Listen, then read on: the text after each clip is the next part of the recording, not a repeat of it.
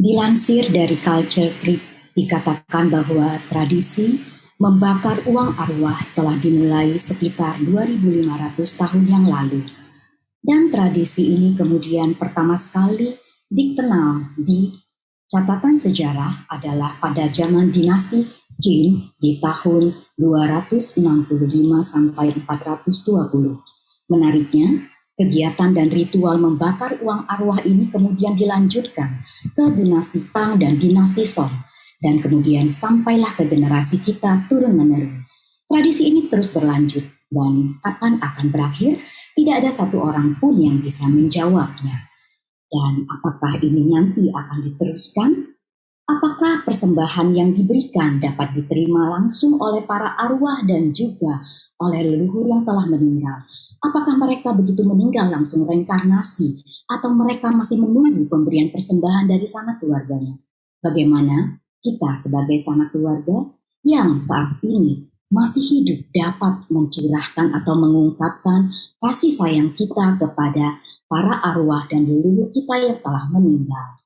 Selamat malam, terimalah salam dhamma dari saya, Susiang Sutihotu, Namo Buddhaya. Senang sekali saya pada malam hari ini bisa menyapa Bapak, Ibu, dan juga seluruh sahabat Dhamma dimanapun Anda berada. Dan saya percaya Bapak, Ibu, serta para sahabat tentunya sudah sangat menantikan acara ini karena biasanya setiap setahun sekali atau 2 kali topik seperti ini memang akan menyedot perhatian begitu banyak orang.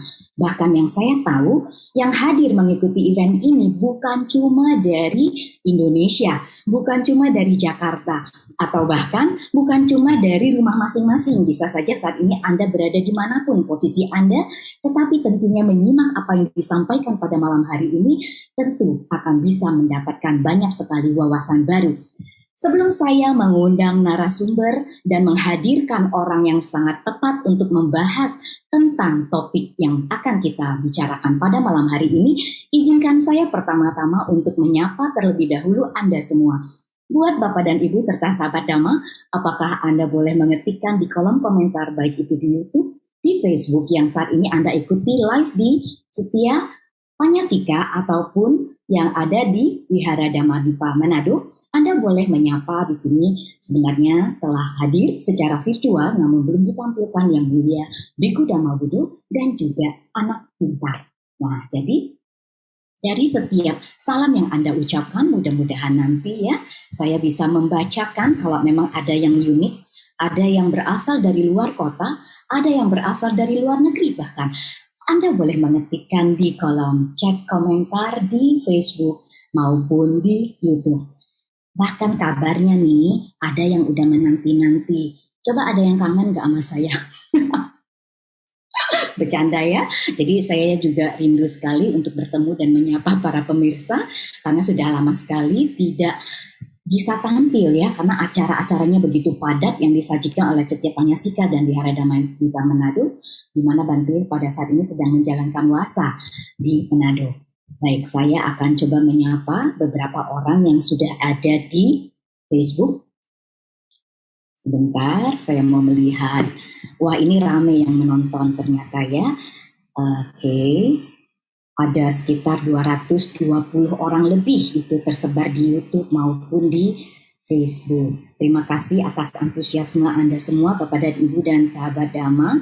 Dan saya akan menyapa, di sini ada Ibu Devi Mulyana, Ko Caca Chandra, selamat malam Bapak Lili, pendengar setia.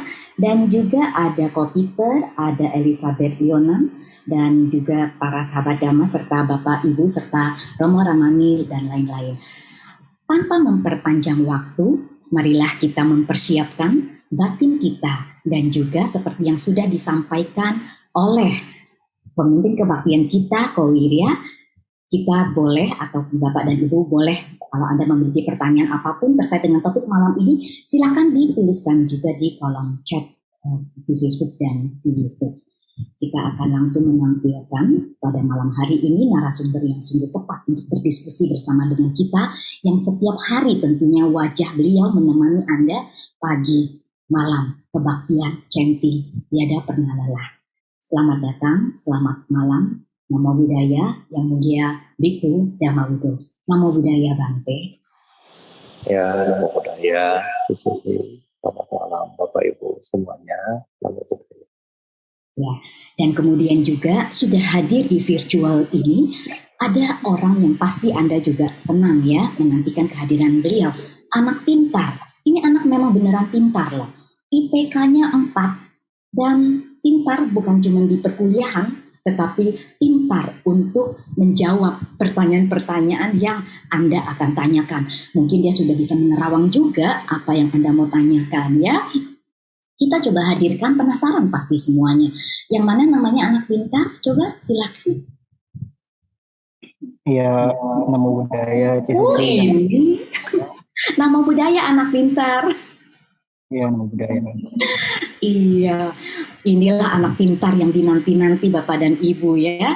Dan beliau memang punya kelebihan, beliau memang punya keunggulan yang bisa membantu kita untuk melihat apa yang tidak mampu dilihat oleh mata kasar. Dan untuk mempersingkat waktu, baiklah Bapak dan Ibu, sambil menunggu pertanyaan-pertanyaan dari Bapak dan Ibu dan saudara-saudari sedama, saya akan memandu acara ini dan memulai dengan sebuah pertanyaan yang sangat umum, tetapi barangkali hari ini ada dari kepercayaan lain yang memang belum pernah mendengar tentang sejarah dan asal-muasal mengenai bakar uang, kimchua, kemudian sekarang sudah ada elektronik dan lain-lain. Ini sebenarnya dari kacamata ataupun perspektif Buddhism. Bante, apakah Bante boleh membantu untuk menjelaskan kepada kami semua tradisi Ulambana ini sebenarnya asal-muasalnya dari mana, Bante? Ya, jadi ketika kita bilang prosesi dari Ulambana, ini tercatat di dalam ajaran Buddha. Ini ada 2 versi. Ya, jadi ada 2 versi. Versi yang kita lihat dari sisi Theravada, kita mengambil dari bagian Tirokuda Sutta, ya, di mana di Tirokuda Sutta ini Sang Buddha mengajarkan, ya, bagaimana pelimpahan jasa kepada Raja Bimbisara, dan di sana tidak ada tuh istilah bakar-membakar ya, terutama bakar-bakar kertas. Di sana tidak ada, tapi pelimpahan jasa yang dilakukan adalah murni dari pihak keluarga kepada leluhurnya, dan juga inilah terjadi pelimpahan jasa. Ya, yang kedua adalah kisah dari teks Mahayana Ulambana Sutra, di mana Yang Mulia Bante Moggallana yang sangat mencintai ibunya, ya, dan kemudian ketika mengetahui sang ibu berada di alam yang tidak baik, Bante Moggallana berusaha untuk membantu ibunya. Ya, kita tahu bahwa Bante Moggallana memiliki kesaktian yang luar biasa, nah sehingga dengan kemampuan luar biasa inilah Bante Moggallana kemudian berusaha untuk menolong ibunya. Ya, dia berusaha menolong ibunya, namun ternyata tidak mampu. Ya, walaupun sesakti apapun Bante Moggallana, dia tidak mampu untuk menolong ibunya. Nah, waktu itu Sang Buddha menyarankan untuk melakukan perdana, ya, untuk kepada tersangka. Setelah itu barulah dikatakan untuk mereka melakukan pelimpahan jasa. Nah, jadi inilah contoh daripada pelimpahan jasa yang kita kenal di dalam bulan 7, bulan lunar ini. Baik Bante, terima kasih atas jawaban yang sudah Bante sampaikan. Berarti Bapak dan Ibu, kita semua barusan mendengar apa yang disampaikan oleh Bante Yang Mulia Biku Dhammabuddho, atau kita kenal dengan sapaan Bante Victor. Tradisi untuk Ulambana ini bermula dari Yang Arya Moggallana karena cintanya beliau terhadap Sang Bunda dan mau membantu untuk bisa terlahir atau terangkat dari alam yang menyedihkan. Dan Bapak Ibu, ini tadi Bante saya mau sampaikan, ini yang hadir pada malam hari ini luar biasa sekali dari Medan, kemudian ada dari Makassar, lalu kemudian Jambi juga menyapa, Pekanbaru juga ada, lalu kemudian Bekasi, Dan ini yang saya lihat bahkan dari luar negeri Bante, ada yang dari Bangkok juga. Ini ada nggak yang dari mana? Sukabumi juga menyaksikan bersama ya. Lalu kemudian, nah ini banyak sekali kota-kota yang mungkin saya nggak sempat sebutkan satu persatu, tapi yang jelas tentunya dari Jakarta tidak pernah ketinggalan ya. Kita berikan dulu applause untuk para pemirsa pada malam hari ini. Dan Bapak dan Ibu, kalau kita bertanya tadi Bante sudah menjawab mengenai asal muasalnya. Nah sekarang saya mau beralih dulu ke anak pintar.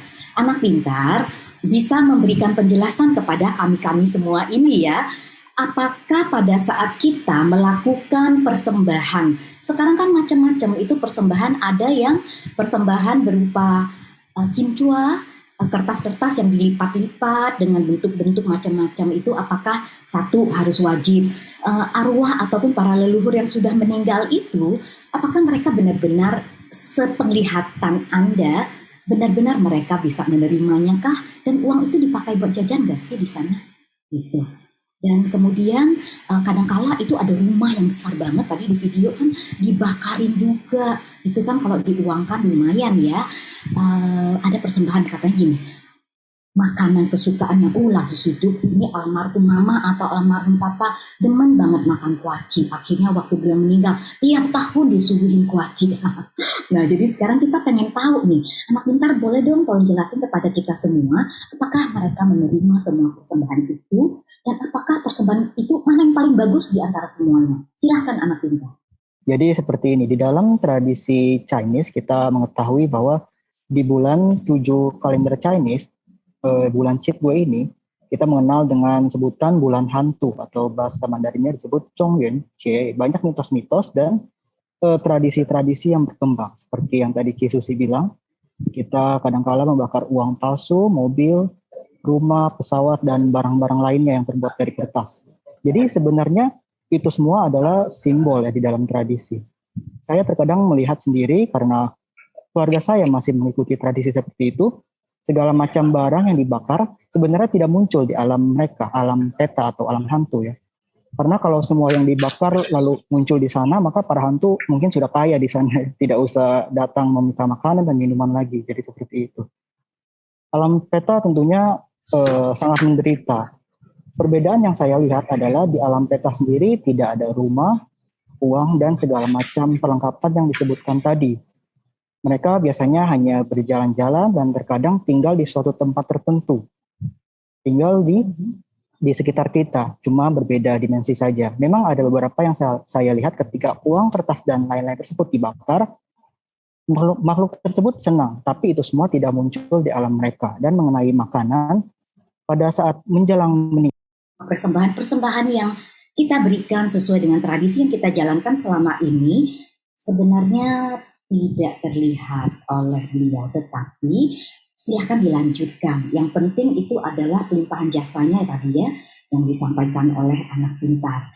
Dan sekarang saya mau bertanya kepada Bante kalau begitu. Sama seperti wihara-wihara juga Bante, dan juga cetia, kelenteng, ataupun rumah ibadah, itu semua melakukan begitu banyak sekali optional persembahan. Ada persembahan pelita, ada persembahan dana makanan, ada persembahan jubah, pata, dan lain-lain. Kadang-kadang umat itu bertanya, atau bisa juga memicu perselisihan di dalam rumah tangga. Saya kata si istri mau ininya berdananya untuk leluhur, maunya itu adalah berdana ke wihara. Suami bilang nggak usah, kita bakar saja mobil Alphard karena mama dulu kepengennya beli mobil Alphard, belum kesampaian. Sekarang kita bakarin buat beliau. Nah, percecokan seperti itu sering sekali terjadi di dalam rumah tangga. Kalau dari sisi perspektif kacamata Buddhis Bante, cetia, wihara ataupun kelenteng yang kemudian memberikan begitu banyak option untuk persembahan-persembahan, mana sih Bante yang paling baik Bante? Silakan Bante. Ya, baik. Terima kasih Susi. Memang kita melihat bahwa di setiap wihara, terutama di bulan-bulan seperti ini, ya melakukan banyak sekali kegiatan perlimpahan jasa, ya, dan juga tadi Susi sudah bilang sangat banyak optionnya ya, mau ada pelita, ada makanan, jubah dan seterusnya. Nah lantas yang mana yang diterima ya, atau yang makhluk-makhluk ini mendapatkan manfaat. Nah, kalau misalnya kita berdasarkan Tirokuda Sutta, nah itu jelas ya, di mana ya tadi Bante sudah cerita kepada Bapak Ibu juga, di mana ketika Sang Buddha ke tempat Raja Bimbisara, beliau diundang oleh Raja Bimbisara, kemudian Sang Buddha juga menunjukkan ya kesaktiannya di situ, sehingga para makhluk dan banyak orang bisa melihat langsung bahwa Sang Buddha itu ada di sana, dan juga melihat banyak makhluk yang ada di sana. Nah, kemudian setelah melihat banyak makhluk seperti ini, nah Raja Bimbisara kemudian mulai mempersembahkan. Yang pertama dipersembahkan kepada Sang Buddha dan juga para Arya Sangha waktu itu adalah air. Ya, jadi ketika mereka menyerahkan air, kita melihat badan dari para makhluk itu tadinya begitu tinggi, besar. Nah, tiba-tiba itu berubah, badannya yang sangat kotor itu berubah menjadi badan yang bersih. Ya, kemudian ketika Bimbisara menyerahkan semangkuk makanan lunak kepada Sangha dan Buddha, nah maka badan yang tadi sudah bersih, namun masih kita melihat bahwa di teks dibilang bahwa makhluk peta ini badannya sangat-sangat jelek ya, tidak sempurna, diakibatkan karena tidak makan selama beribu-ribu bahkan miliaran tahun. Nah, jadi badannya nggak sempurna, nggak kayak kita gitu ya. Nah, karena saking nggak sempurnanya, ketika walaupun sudah bersih, nah ketika diberikan makanan, maka badannya itu kemudian berubah. Jadi yang tidak sempurna menjadi sempurna. Nah, ini adalah perubahan yang kedua. Sudah jadi sempurna, namun waktu itu masih belum punya baju, masih telanjang istilahnya ya. Dan kemudian Raja Bimbisara mempersembahkan juga di situ seperti pakaian, jubah, dan juga sendal, kalau nggak salah. Nah, setelah dipersembahkan sendal dan jubah, maka para makhluk yang tadinya sudah telanjang memiliki baju-baju surgawi. Setelah memperoleh sendal, kemudian memperoleh seperti tempat-tempat istana di alam-alam surga. Nah, jadi ini berdasarkan Tirokuda Sutta. Kita melihat ini daripada dasar Tirokuda Sutta. Nah, sehingga jika mempersembahkan hal ini kepada Sangha, tentunya bisa membantu leluhur kita. Dengan catatan leluhur kita yang sudah memiliki waktu yang pas untuk terbebas dari penderitaan mereka. Ya, oleh karena itulah di Ulambana Sutra juga yang tadi Buddha menyarankan kepada Bante Moggallana, walaupun Bante Moggallana begitu sakti ya, dia mampu memberikan makanan kepada mamanya, namun ketika mamanya mengambil makanan ini di dalam tenggorokan keluar api ya. Nah, walaupun dia begitu sakti, dia tidak bisa memberikan persembahan makanan kepada mamanya. Nah, sehingga Sang Buddha menyarankan juga sama, yaitu melakukan sanghadana pada biku sangha yang jumlahnya sangat banyak waktu ada di India saat itu. Nah, sehingga setelah inilah kemudian mama dari Bante Moggallana bisa terbebas dari penderitaan. Ya. Nah, kalau untuk paket-paket yang lain, kita saat ini di wihara di dalam Ulambana biasanya menyiapkan seperti paket makanan, beras, sembako. Nah, ini gunanya untuk apa? Digunakan untuk sebagai contoh, misalnya di rumah, kadang-kadang kan di Bapak Ibu sebagai orang tradisi, kita percaya setiap bulan-bulan ini kita melakukan sembahyang, ya, sembahyang di rumah masing-masing. Ya, ketika di rumah masing-masing kita sembahyang, nah, kadang-kadang terutama mungkin di kota-kota besar merasa repot, aduh, sudah nggak punya waktu. Nah, jadi barang-barang sembahyang di rumah dipindah ke wihara. Jadi misalnya seperti paket beras, mungkin ada paket altar, dan seterusnya. Sehingga di rumah Anda nggak repot lagi untuk menyiapkan ini semua, karena sudah tersedia di wihara. Nah, jadi ini Bante rasa untuk penjelasan daripada ini, ya, paket-paketnya. Terima kasih. Baik Bante, terima kasih atas penjelasan dari Bante yang sangat komplit sekali, dan tentunya dipersilahkan kepada Bapak dan Ibu serta saudara-saudari Dharma sekalian untuk bijak memilih persembahan apakah yang akan Anda berikan sebagai ungkapan kasih kepada sanak keluarga maupun leluhur yang telah meninggal. Dan kita sudah mendapatkan pertanyaan baik dari YouTube maupun dari Facebook. Saya akan membacakan salah satu pertanyaan. Bapak dan Ibu, kalau memang bertanyanya kepada Bante, boleh langsung ditujukan kepada Bante. Kalau mau bertanya kepada anak pintar, boleh langsung juga ditujukan kepada anak pintar ya. Jadi saya tahu Anda mengharapkan jawaban ini muncul dari Bante ataupun dari anak pintar. Terima kasih. Ada pertanyaan dari Sister Lydia A. Namo Buddhaya, izin bertanya, dalam neraka begitu menderitanya, apakah di alam neraka sama dengan semua agama? Terima kasih. Dalam hal ini saya akan minta jawabannya adalah dari Yang Mulia Bhikkhu Dhammabuddha. Silahkan Bante.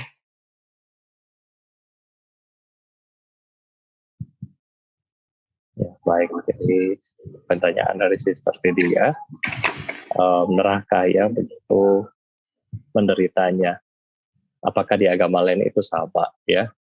Bante rasa semua agama mengajarkan neraka itu sama ya. Deskripsi juga di masing-masing neraka juga hampir mirip di beberapa agama kalau kita melihat ya. Nah, jadi Bante rasa ya memang sama ya. Kalau pokoknya sudah masuk neraka itu sudah menderita, dan menderitanya tiada akhir ya. Begitu mulai dari hari kita masuk, setiap detik menderita, dan ketika kita bebas dari penderitaan kapan? Ketika masa penderitaan kita di alam neraka itu dihapuskan atau selesai, baru kita bisa berbahagia. Selama kita di neraka 1 kali 24 jam, setiap saat tidak ada berbahagia sedikit pun ya. Anda tidak mungkin punya waktu untuk istirahat ataupun waktu untuk ketawa, itu nggak mungkin selama di neraka. Nah, jadi ini mungkin jawaban Bante. Terima kasih, Lydia. Ya, terima kasih Bante. Dan ini saya lagi minta waktu sebentar, saya sedang cek ya jumlah yang nonton ini Bante. Saya mau update Bante.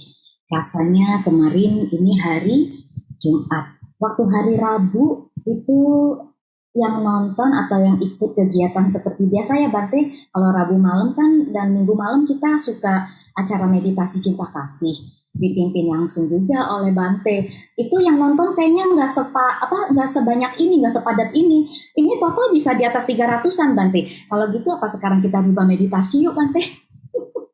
Bubar semua. Bubar semua. Oh tenang Bapak dan Ibu ya, sesi meditasi itu sudah ada di hari Rabu dan hari Minggu. Hari ini pokoknya kita topiknya adalah bersahabat dengan arwah di bulan Cikgue. Dan ini ada pertanyaan juga dari YouTube. Saya akan bacakan pertanyaan dari YouTube, dari Pak Ignatius. Menurut cerita orang tua, setiap orang ada mempunyai beberapa roh. Pertanyaannya, jika sudah meninggal, roh atau arwah dapat berdiam di beberapa tempat atau alam? Wah, ini pertanyaannya sudah menjurus. Kalau begitu, kita dengarkan jawaban dari anak pintar. Iya, baik. Jadi seperti ini.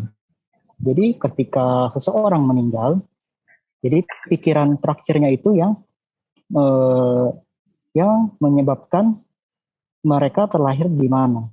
Seperti itu. Jadi misalkan pada intinya makhluk-makhluk yang terlahir di alam peta, mereka umumnya masih tinggal di sekitar kita, hanya dimensinya berbeda. Yang biasanya saya lihat, mereka bisa tinggal di balik-balik pintu, di balik-balik dinding, di tanah, di lantai, di pohon-pohon dan sebagainya. Dan mengenai apakah setiap orang memiliki pengikut atau diikuti oleh makhluk tertentu.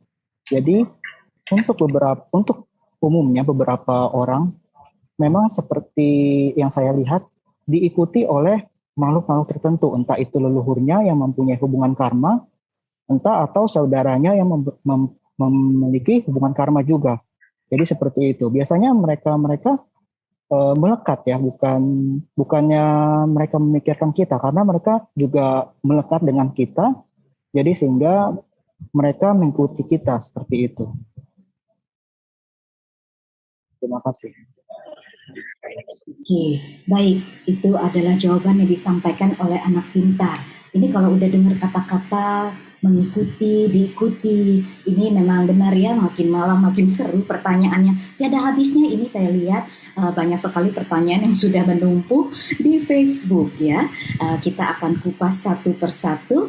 Saya akan memilih pertanyaan dari Ibu Yeni Yen. Namo Buddhaya, saya mau bertanya. Biasanya arwah orang yang meninggal setelah 49 hari sudah jauh. Apakah bisa seseorang meninggalnya bunuh diri juga sudah pergi jauh? Apakah kita kepret garam, arwah tersebut pergi? Apakah bisa mengganggu? Terima kasih. Nah, ini ada mitos yang berkembang. Kalau ada makhluk halus, katanya dikepret pakai garam bisa menghilang. Ini butuh jawaban yang bijaksana kelihatannya. Dan orang yang sudah meninggal 49 hari, bunuh diri, dia perginya jauh nggak? Atau kalau dia meninggal karena kecelakaan sejauh apa ya, kalau misalnya lagi di tol mana ya, di tol Amerika, atau kayak anak pintar sekarang lagi dibuat gaya, bisa saja ya, mungkin, tapi no, itu bukan jawaban yang benar. Kita tanyakan kepada yang bisa menjawab. Jadi anak pintar dalam hal ini, boleh dong kasih pendapat anak pintar menurut penglihatan Anda, buat orang-orang yang meninggal karena bunuh diri, ataupun karena kecelakaan dan lain-lain sebagainya, setelah meninggal mereka itu kemana sih? Silakan. Iya, baik. Jadi seperti ini. Beberapa orang yang meninggal dengan sebutannya dengan kata kasar mati tidak wajar atau meninggal tidak wajar, seperti bunuh diri, kecelakaan, terbunuh dan lain-lain. Biasanya mereka terlahir di alam yang sangat menderita, entah itu bisa di alam neraka, bisa di alam binatang, bisa di alam hantu peta, atau bisa juga di alam asura. Perbedaannya adalah orang-orang yang meninggal tidak wajar, mereka di alam sana mereka memiliki tubuh yang lebih tidak enak dipandang daripada orang-orang yang meninggalnya wajar, seperti meninggal tua, meninggal dan lain-lain seperti itu. Jadi pada umumnya mereka tetap orang-orang yang meninggal tidak wajar seperti itu, mereka tetap terlahir kembali dengan catatan tubuhnya mereka tidak wajar juga seperti itu. Misalkan mereka meninggalnya kecelakaan dan tulangnya patah, tulang kanannya. Maka di alam sana juga kebanyakan rata-rata mereka mempunyai tubuh yang sama seperti sebelum pada saat kematiannya, seperti itu. Baik, terima kasih. Terus pertanyaan yang mengenai dikepret garam, dia pergi nggak? Oh iya, dikepret garam. Jadi untuk dikepret garam itu atau sebenarnya kali misalnya, maaf ya, maaf. Iya. Itu sebenarnya untuk dikepret garam tidak begitu efektif ya. Karena untuk dikepret garam biasanya di hutan-hutan untuk mengusir ular, bukan mengusir hantu ya. Seperti itu.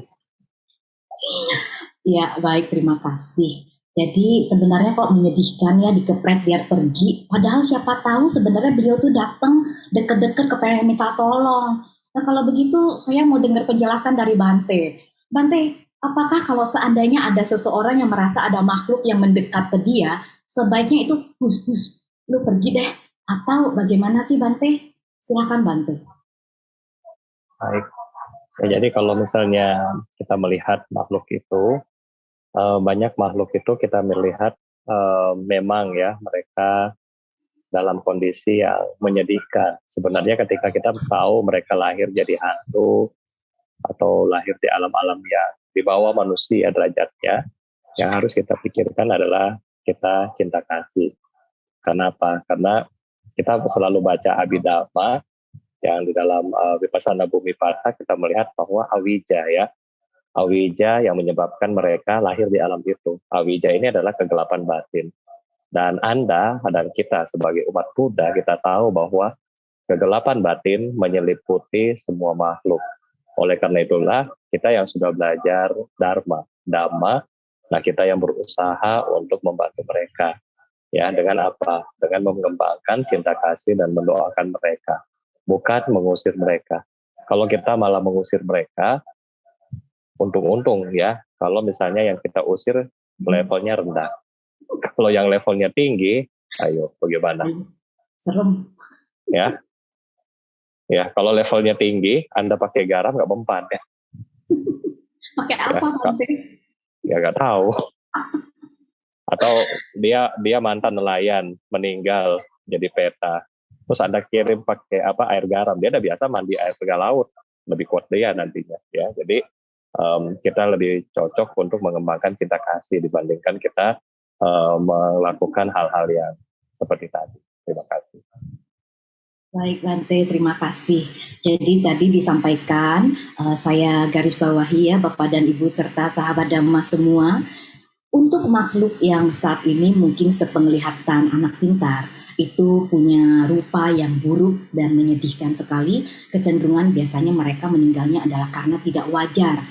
Dan biasanya kalau terlahir kembali pun mereka akan membawa serta ketidakwajaran tersebut, apakah dalam bentuk cacat ataupun wajah yang buruk dan sebagainya.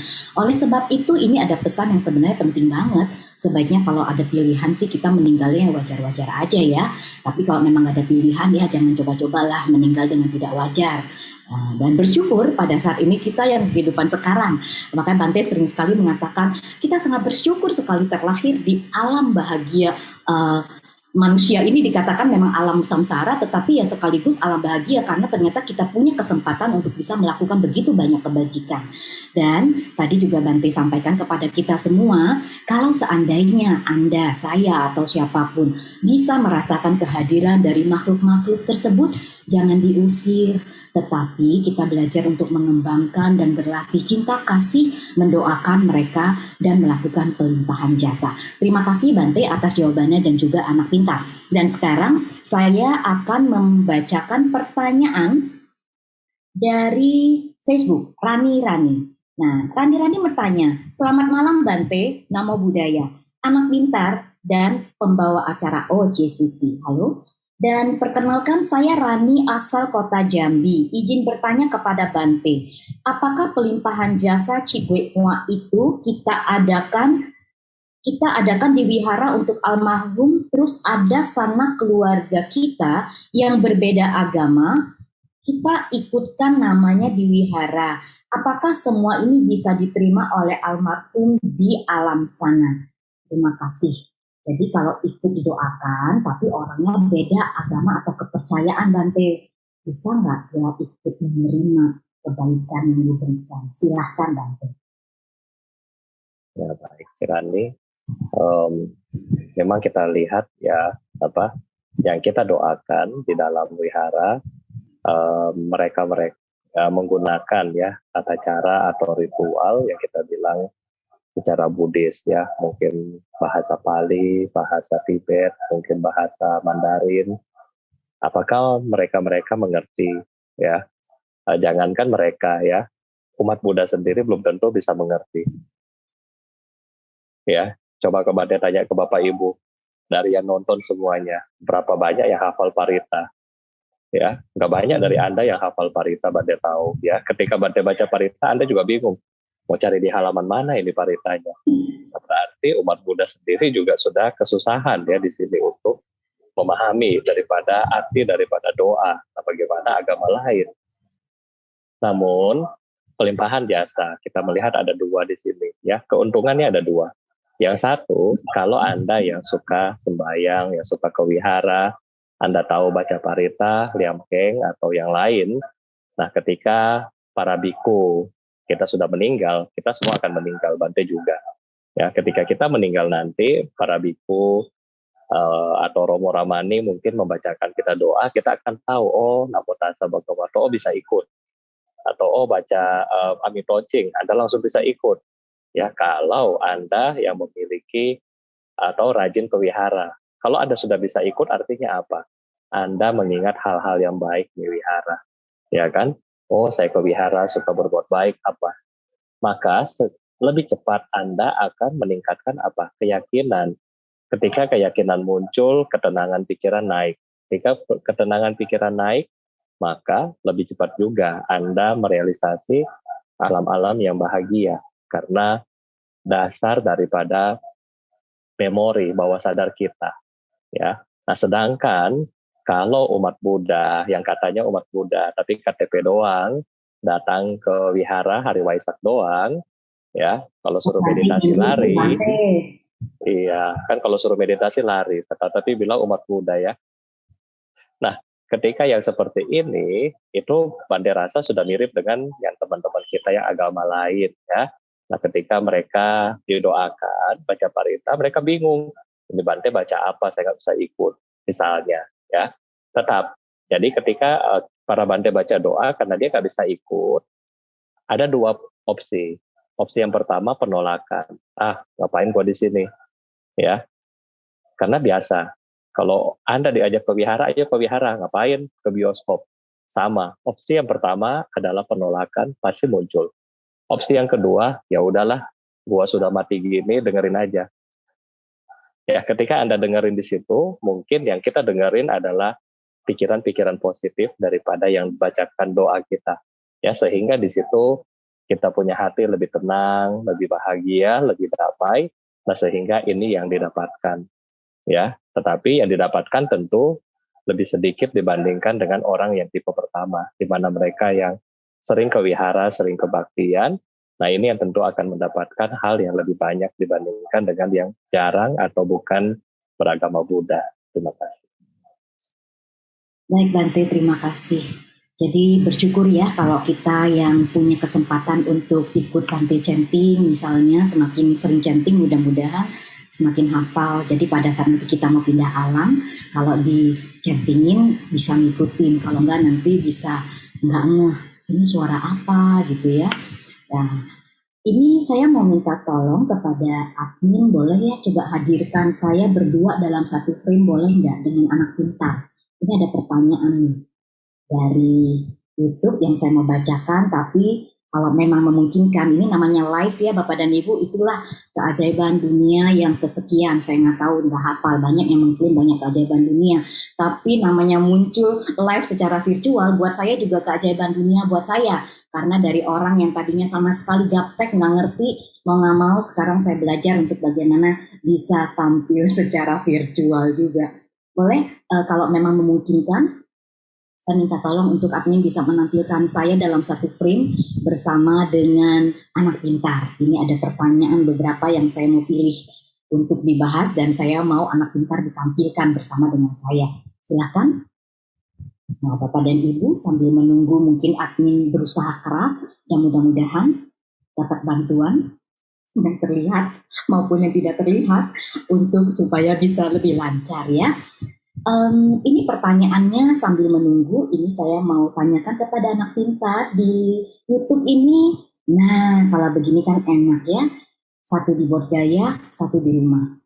Coba, hai anak pintar, bisa ngelihat saya? Bisa. Bisa lah ya. Baik, ini ada pertanyaan dari Ahun. Malam, Sukihotu sebentar, ini mau bilang. Sukihotu, Bante, dan Cisusi, kalau yang meninggal sebelumnya ada minta rumah-rumahan, tapi pihak keluarga tidak adakan, bagaimana di kehidupan almarhum? Nah loh, minta tapi nggak dikasih. Kalau kita di kehidupan nyata ini ya anak pintar, seandainya meminta, kalau nggak dikasih, kadang bisa ngambek juga sih. Nah kalau misalkan di alam sana gimana tuh? Silahkan. Iya, jadi seperti ini. Jadi memang beberapa orang-orang yang seperti tadi saya bilang, sebelum mereka meninggal, mereka selalu pikirannya itu melekat dengan sesuatu, entah itu barangnya, barang tercinta, entah itu warisannya, entah kepikiran adiknya, orang tuanya, harta bendanya, dan lain-lain seperti itu. Justru di sini yang harus perlu kita tekankan, bahwa di mana sebelum saat menjelang meninggal, kita harus memiliki pikiran-pikiran yang baik agar terkondisikan ke alam-alam yang baik pula. Jadi misalkan contoh kasus seperti tadi, orang tersebut sebelum meninggal sudah meminta bahwa jika kalau saya sudah meninggal, nanti tolong ya dibakarin ini, seperti itu. Nah jadi setelah dia meninggal, pikirannya itu akan melekat kepada barang-barang tersebut, perlengkapan sembahyang tersebut seperti uang kertas dan lain-lain. Maka pikiran yang muncul tidak baik pula. Maka dari itu mereka biasanya terlahir di alam-alam yang rendah seperti itu. Hal lain yang perlu kita perhatikan bahwa biasanya mereka-mereka yang memiliki keinginan tapi belum tercapai, mereka biasa datang ke mimpi-mimpi beberapa saudara dan kerabatnya yang masih berhubungan satu darah seperti itu. Jadi apakah kita sebaiknya menuruti ke permintaan dia? Jadi kalau misalkan memang sudah diminta, tidak apa-apa untuk dituruti. Karena kalau misalkan kita tidak menurutinya, mereka akan melekat terus, akan meminta, akan mencari. Di mana uang-uang kertas itu buat saya? Di mana persembahan itu? Saya sudah menunggu. Jadi waktu itu permintaan-permintaan itulah yang membuat mereka terkondisikan lama untuk terlahir kembali ke alam bahagia seperti itu. Baik, terima kasih. Jadi anak pintar sungguh pintar menjawabnya. Sopan pula ya, jadi bukan dikatakan marah, tetapi kemelekatan itu bisa menyebabkan penderitaan. Sampai pindah alam pun tetap menderita. Jadi ya Bapak dan Ibu, saudara-saudari sedharma yang baik hati, jangan minta macam-macam ya kalau misalkan mau pindah alam. Karena ntar kalau nggak kesampaian, susah di sono, yang di sini juga susah. Bener ya, begitu ya anak pintar ya? Iya, benar.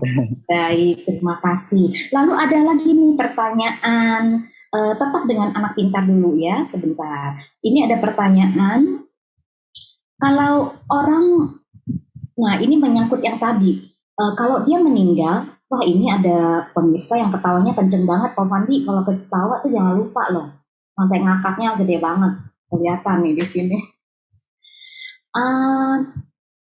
Ini ada Lina Leman bertanya, malam boleh ditujukan kepada anak pintar ya ini ya saya tanyakan, kalau orang sudah meninggal dia terlahir spontan, itu sesuai dengan pikiran terakhirnya. Kenapa ada peringatan 7 dan 49 hari setelah kematian? Nah, ini kan pertanyaannya, kalau dikatakan orang begitu meninggal dia langsung terlahir. Satu, apakah benar dia langsung terlahir spontan sesuai dengan pikirannya? Kenapa kita perlu ada peringatan 7 hari dan 49 hari? Saya akan tabung pertanyaan ini untuk Bante, tetapi untuk anak pintar, ini pertanyaannya adalah, apakah setelah mereka meninggal spontan itu, dengan pikiran yang tadi disampaikan, di hari ke-7, di hari ke-49, mereka beneran apa? Silakan. Iya.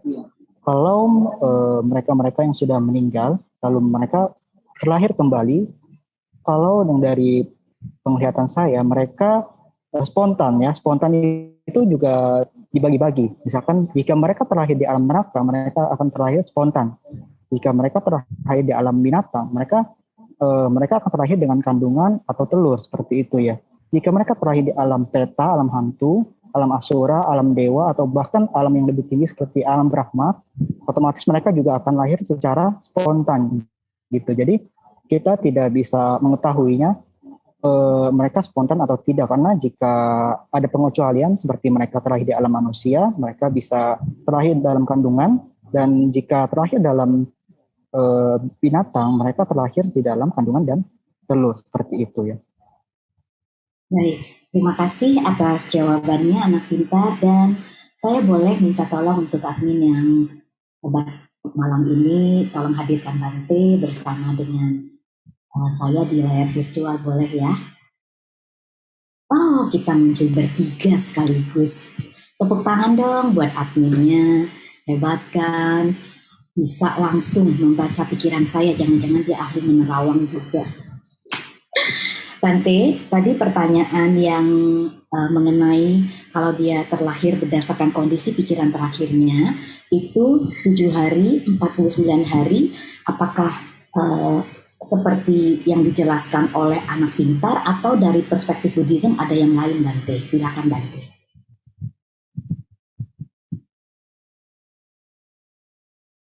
Bante, suaranya masih mute ya.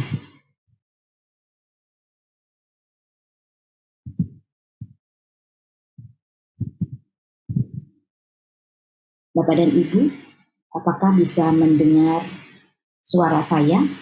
Suara saya terdengar dengan jelas. Untuk suara Bante, kelihatannya Bante freeze. Anak pintar bisa mendengar suara saya dengan jelas? Kalau ya, bisa, boleh kasih jawaban. Bisa? Ya, mohon maaf. Oh, baik, sudah hadir ya. Makhluk atau manusia telah meninggal biasanya memang kita lihat akan langsung meninggal, langsung lahir ya. Tapi biasanya lahirnya ini di alam tunggu atau kita bilang sambawesi.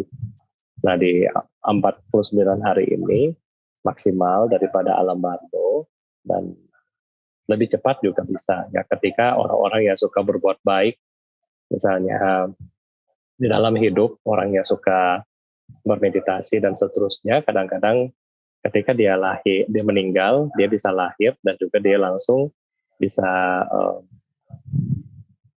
maksudnya dia melahir di alam bardo dan setelah itu dia langsung lahir di alam yang ditentukan, misalnya dewa ataupun alam yang lain ya. Nah, yang seperti tadi anak pintar bilang bahwa ada alam yang dilahirkan secara spontan, kandungan, kelembapan dan seterusnya itu sama ya. Di 7 sampai 49 ini adalah masa tunggu. Kalau kita seperti manusia yang kadang-kadang ke wihara, ya kadang-kadang kalau lagi butuh cari Buddha, ya kadang-kadang kalau lagi perlu baru meditasi. Nah ini kita butuh yang 49 hari karena kebajikan kita nggak komplit. Tetapi kalau kebajikan kita full, kebajikan kita banyak, itu cepat ya. Jadi mungkin dalam waktu di bawah 49 hari kita bisa langsung lahir di alam yang lebih baik. Nah, contoh adalah di sini Malika ya, Ratu Malika, di mana Ratu Malika beliau adalah seseorang yang suka berdana kepada Sang Buddha ya, setiap hari, nggak pernah putus.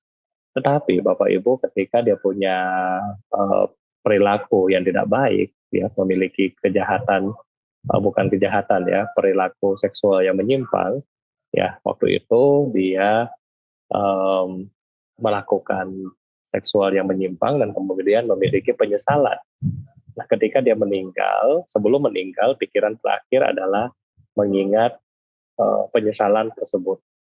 Nah, ketika dia meninggal, lantas kemana? Nggak butuh 49 hari, langsung saat itu juga langsung lahir di alam neraka. Dan setelah 7 hari di alam neraka, lantas di hari ke-7 dia lahir kembali di alam surga akibat perbuatan baik yang dilakukan kepada Buddha dan Arya Sangga di masa itu. Ya, jadi ini kita melihat bahwa kalau orang memiliki kebajikan yang sangat besar itu cepat. Ya, tetapi kalau yang jarang-jarang ya mungkin masih butuh 49 hari tadi. Terima kasih. Baik Bante, terima kasih atas jawaban dari Bante. Dan ini ada pertanyaan ditujukan untuk anak pintar dari Alisa. Namo Buddhaya Ii, aku mau tanya dong. Buat anak pintar, kapan pertama kali lihat hantu? Pertanyaan apa menarik ya. Lihat dan apa rasanya? Alisa kepengen tahu. Kapan pertama, ini pasti banyak yang kepengen tahu juga. Kapan pertama kali melihat hantu? Silakan anak pintar. Iya, baik. Jadi untuk kapan saya melihat pertama kali melihat itu makhluk ya, hantu atau dan lain-lain. Jadi pada awalnya memang sejak lahir saya bisa melihat seperti itu, tapi saya tidak mengetahui hantu itu, makhluk tersebut. Saya belum bisa membedakan yang mana yang manusia asli dan mana yang benar-benar makhluk. Jadi waktu saya umur 7 tahun, saya duduk di depan halaman rumah, dan ada satu kakek-kakek duduk di samping saya. Saya ajak ngobrol seperti itu ya. Halo kek, di mana gitu ya. Biasanya saya tidak lihat kakek kok di sini ya. Seperti itu, saya ngobrol seperti biasa. Dan bentuknya memang seperti orang biasa. Ketika itu mama saya langsung keluar. Kamu bicara dengan siapa katanya? Saya bicara dengan ini kakek. Kakeknya di mana gitu? Kamu bicara dengan angin. Seperti itu kan. Tidak ada yang kelihatan sama sekali.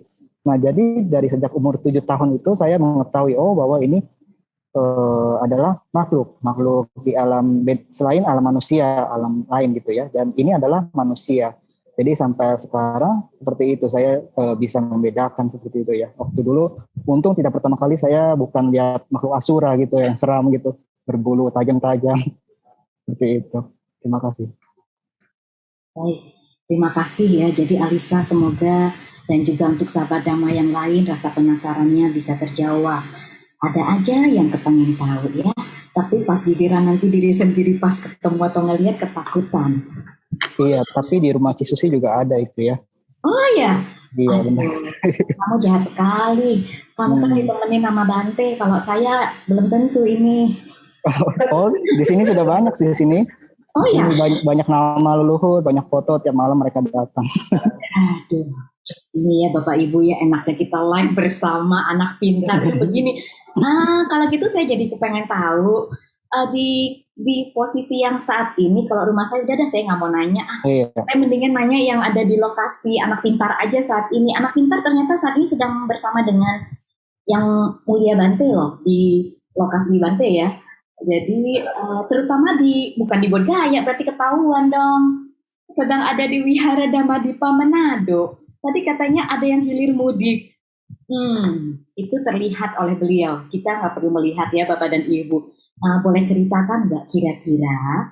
Ya tentunya pertama saya dulu lah ya. Saya nggak ngerti tradisi dan lain-lain apa namanya. Saya minta izin dulu untuk semua makhluk yang ada hadir dan ikut mendengarkan Dhamma pada malam hari ini. Mudah-mudahan turut berbahagia. Jadi barangkali ada beberapa pertanyaan yang juga nyerempet kepada para makhluk, mudah-mudahan berkenan ya. Boleh anak pintar tolong ceritakan kepada kita dong gimana situasi saat ini. Jam menunjukkan pukul 20.10 di Jakarta dan 21.10 di Manado. Iya, jadi di sini memang setiap saya dan teman saya, serta Bante melakukan chanting pagi dan malam, khususnya chanting malam, itu makhluk-makhluk yang ada di nama leluhur, foto-foto beberapa memang ada yang datang seperti itu. Mereka kadang menunjukkan menunjukkan kehadirannya seperti itu. Tapi untuk yang hanya bisa merasakan saja gitu ya. Untuk di sini kalau saya lihat memang mereka menunggu di luar-luar pintu seperti itu. Dan memang di sini mereka saat ini anak pintar penasaran jadinya. Maksudnya reaksi mereka saat ini dalam tanda kutip bersahabat atau mungkin ada yang kurang bersahabat? Mereka bersahabat ya, mereka pada kumpul di sini mungkin lagi mendengarkan kita gitu ya, mendengarkan Cisusi dia sedang ngomong. Di rumah Cisusi juga ada itu di lantai bawah dekat dapur ya. Terima kasih. Iya. Nanti para pemirsa minta dilihatin semua, gawat loh anak pintar loh. Ya tapi saya percaya ya pasti ada makhluk dimanapun di sekitar kita. Tetapi kalau kita senantiasa berhati bersih dan kemudian juga mengembangkan cinta kasih, saya yakin bukan malah menyakiti atau menakuti, tetapi biasanya mereka akan turut berbahagia atas kebaikan yang kita lakukan. Seperti saran dari Bante tadi. Baik, jadi sudah diceritakan oleh anak pintar ya, hilir mudik dan bersahabat. Terima kasih untuk semua makhluk. Dan kami juga bahagia sekali, mudah-mudahan turut serta terus bersama dengan kita untuk mendengarkan Dhamma sampai dengan selesai dan dapat menikmati pelimpahan jasa nantinya. Ini ada lagi pertanyaan dari Facebook. Saya bacakan dulu pertanyaannya dari Brahma Adi Saputra. Selamat malam Bante, anak pintar dan pembawa acara. Namo Buddhaya.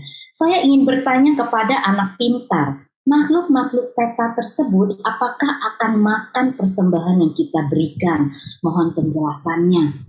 Nah, persembahan yang kita berikan dalam bentuk makanan-makanan itu, apakah mereka makan nggak ya? Kelihatan nggak sih anak pintar? Silakan dijawab. Iya, jadi untuk makhluk-makhluk peta khususnya, jadi makhluk peta itu ada banyak. Salah satunya yang bisa menerima makanan-makanan seperti itu dan pelimpahan jasa adalah yang jenis Paradatu Pajiwika Peta. Jadi ketika kita memberikan persembahan-persembahan makanan, minuman, di alam mereka terkadang juga tercipta seperti itu ya. Misalkan kita mendanakan kepada Bante, makanan misalkan apel ya. Semoga dengan jasa-jasa kebajikan ini saya berdana kepada Bante, semoga memberikan kebahagiaan bagi leluhur saya. Dan ketika itu beberapa apel itu juga muncul di alam mereka seperti itu. Jadi tercipta dua. Jadi bagaimana persembahan-persembahan kita ini bisa sukses atau berhasil atau dimakan oleh mereka ya. Jadi yang pertama kita harus melakukan persembahan atau kebajikan terlebih dahulu. Yang kedua, setelah kita memberikan persembahan atau setelah kita memperoleh kebajikan, kita harus menimpakan jasa tersebut dengan mengingat atau memvisualisasikan makhluk-makhluk atau leluhur kita. Yang ketiga, makhluk yang dituju harus mengetahuinya. Ya, seperti poin ini kita mungkin tidak mengetahuinya. Yang keempat, makhluk tersebut harus bergembira. Nah, ya, poin yang ini juga terkadang kita tidak mengetahuinya juga ya, bagaimana dia bergembira atau tidak gitu. Yang kelima, karma buruk makhluk tersebut hanya sedikit atau sudah mau habis, jadi mereka baru bisa terima. Jadi pada saat seperti itu mereka bisa terima sehingga mereka bisa cepat terlahir kembali seperti itu. Jadi memang beberapa makanan itu memang mereka makan. Terima kasih. Jadi mereka beneran makan. Kalau misalnya biasa kan suka ada sembahyang kubur ataupun habis sembahyang, terus kita makan, boleh nggak sih sebenarnya? Itu Nah, ini yang punya tradisi suka sembahyang di rumah. Ya kadang-kadang kalau dalam tradisi Medan, Hokkien atau Cantonese kan ada namanya coki gitu ya. Jadi sembahyang arwah leluhur di meja disajiin banyak makanan. Ada ayam, ikan, yang lezat-lezat. Itu kalau ternyata mereka makan setelahnya sebenarnya kita boleh apa enggak sih gitu makan lagi. Oh iya, jadi misalkan kita memberikan makanan kepada leluhur kita, kalau menurut penglihatan saya yang pernah saya lihat, jadi ada satu makhluk peta, tangannya dirantai ke belakang seperti itu. Mereka tidak makan pakai tangan gitu, jadi mereka menjilat-jilat itu makanan seperti itu. Kalau bagi yang bisa melihat, hal itu mungkin agak menjijikan seperti itu ya, karena Iya. iya karena air liurnya dan sebagainya macamnya ada. Habis ini nggak ada yang berani makan makanannya mubazir dong. Tapi kalau misalkan seperti itu supaya tidak mubazir, salah satunya adalah dengan mendanakan ke orang saja begitu.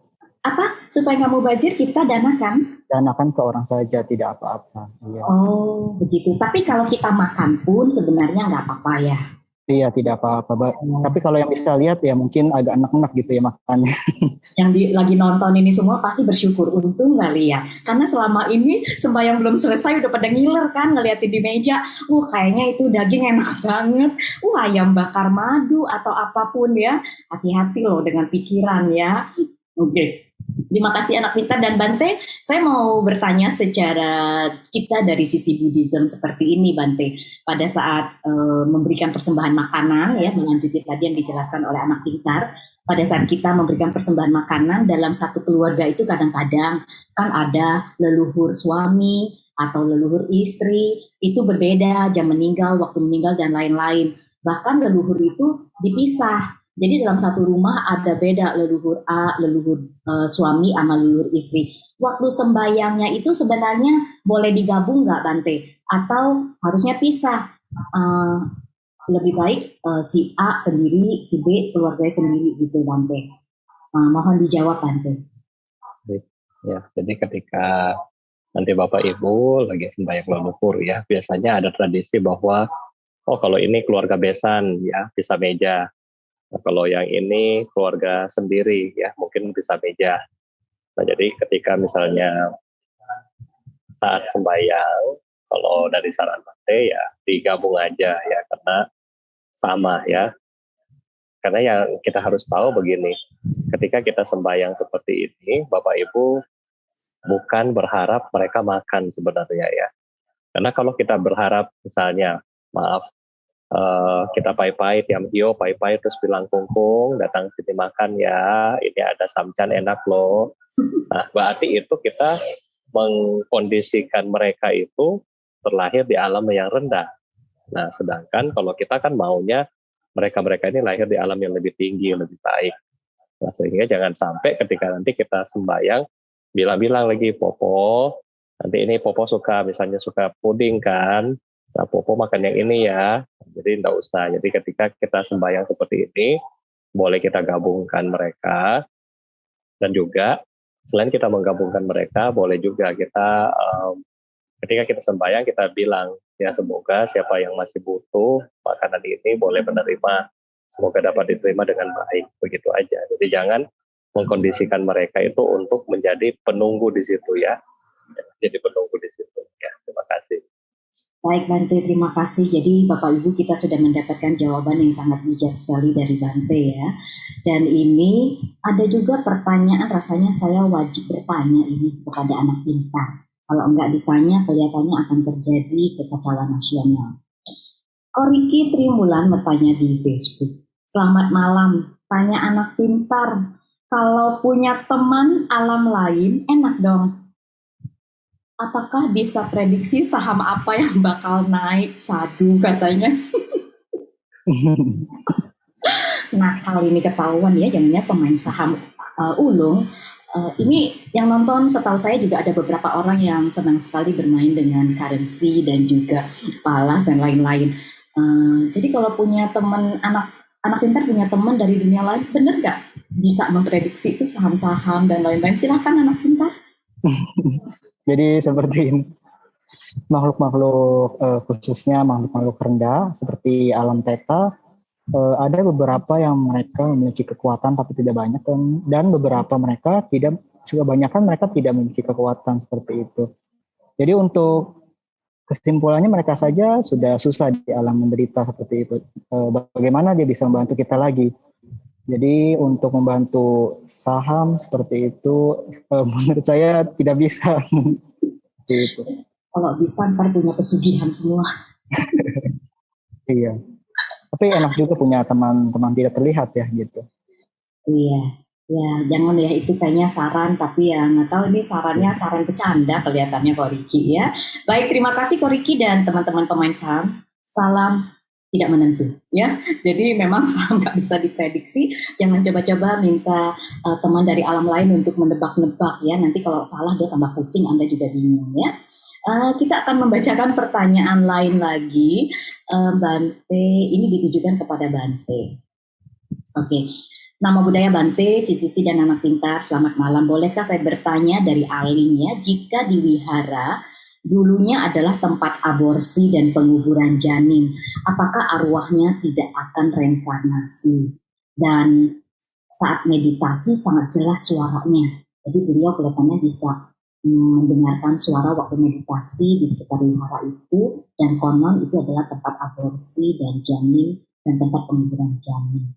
Arwahnya tereinkarnasi enggak? Bante mohon jawaban dari Bante dari perspektif Buddhism. Silakan Bante. Baik, jadi ketika tempat sebagai mungkin tempatnya kurang baik, kemudian dilihat menjadi tempat yang menjadi tempat wihara, mungkin kadang-kadang arwah-arwah itu masih ada di situ ya. Jadi arwah-arwah itu masih ada. Kenapa arwah-arwah masih ada? Kemungkinan arwah ini belum memiliki kesempatan untuk lahir lagi. Yang kedua, dia memiliki juga kemelekatan ya, dengan jasadnya mungkin ada di situ karena dia melekat. Nah, dia masih tinggal di situ. Bisa juga yang ketiga, karena di wihara tempat orang melatih diri, memancarkan cinta kasih. Nah, karena mereka sedang menderita, mereka merasa tempat ini adalah tempat yang nyaman buat mereka, sehingga mereka ya boleh datang di tempat-tempat yang seperti itu ya. Bante kasih contoh, misalnya Anda sebagai bos ya, yang orangnya baik, ya tentunya setiap orang mungkin lewat di rumah Anda kasih makanan, ya pasti orang-orang akan suka datang ke tempat Anda ya. Nah, jadi sama dengan wihara, ketika di wihara mungkin banyak doa, banyak pelimpahan jasa di sana. Nah, bukan tidak mungkin makhluk-makhluk yang rendah ya, yang mereka merasa menderita, mereka datang ke sana. Dan juga makhluk-makhluk yang tinggi seperti alam-alam dewa juga mereka datang ke sana. Jadi dalam case ini mungkin ada 3 opsi ya dari kacamata Bante ya, di mana kemelekatan dari si janin dan juga daripada si memang karena jasadnya di bawah situ masih ada, dan ketiga karena di wihara sering melakukan kegiatan yang positif, nah sehingga mereka membutuhkan kebajikan dari kita di situ. Terima kasih. Bante, terima kasih atas penjelasannya, dan waktu pun semakin bergulir, namun kelihatannya tidak memadamkan semangat Bapak dan Ibu untuk terus bertanya. Ini masih ada sekitar belasan ini pertanyaan yang belum terjawab. Apa kita begadang aja malam ini? Tentunya tidak ya, kita perlu memberikan waktu, tapi saya akan berusaha sebisa mungkin melihat pertanyaan yang mirip-mirip, mungkin nggak semuanya terbacakan. Ini ada pertanyaan dari Facebook. Namo Buddhaya, mohon tanya anak pintar, apakah ada kaitan antara memimpikan leluhur secara berturut-turut itu berkolerasi dengan kemungkinan mereka berusaha berkomunikasi dengan kita? Dan benarkah mereka yang di alam peta mungkin bisa mengganggu kehidupan kita, misalnya rezeki yang lambat, sering sakit, dan sebagainya. Nah, jadi kalau gitu dilengkapi pertanyaannya tadi ada saya lihat juga ya anak pintar, apakah para arwah ataupun leluhur yang sudah meninggal ini mereka datang ke mimpi itu berarti mencoba berkomunikasi atau mereka itu sebenarnya bisa mengganggu atau bisa menolong enggak? Nah, jadi kebalikannya. Silakan anak pintar. Iya, jadi kalau mereka makhluk seperti itu datang ke mimpi kita ada dua sebab. Yang pertama dari kita memang secara logis kita memikirkan mereka terus, makanya itu bisa ke bawah mimpi. Jadi dari sisi pertama itu secara logis. Untuk sisi mistisnya, mereka memang memiliki kemelekatan kepada kita. Mereka ingin menyampaikan informasi dan pesan-pesan tertentu yang sebelum mereka meninggal semasa hidupnya mereka tidak bisa sampaikan kepada kita. Jadi mereka datang ke mimpi kita.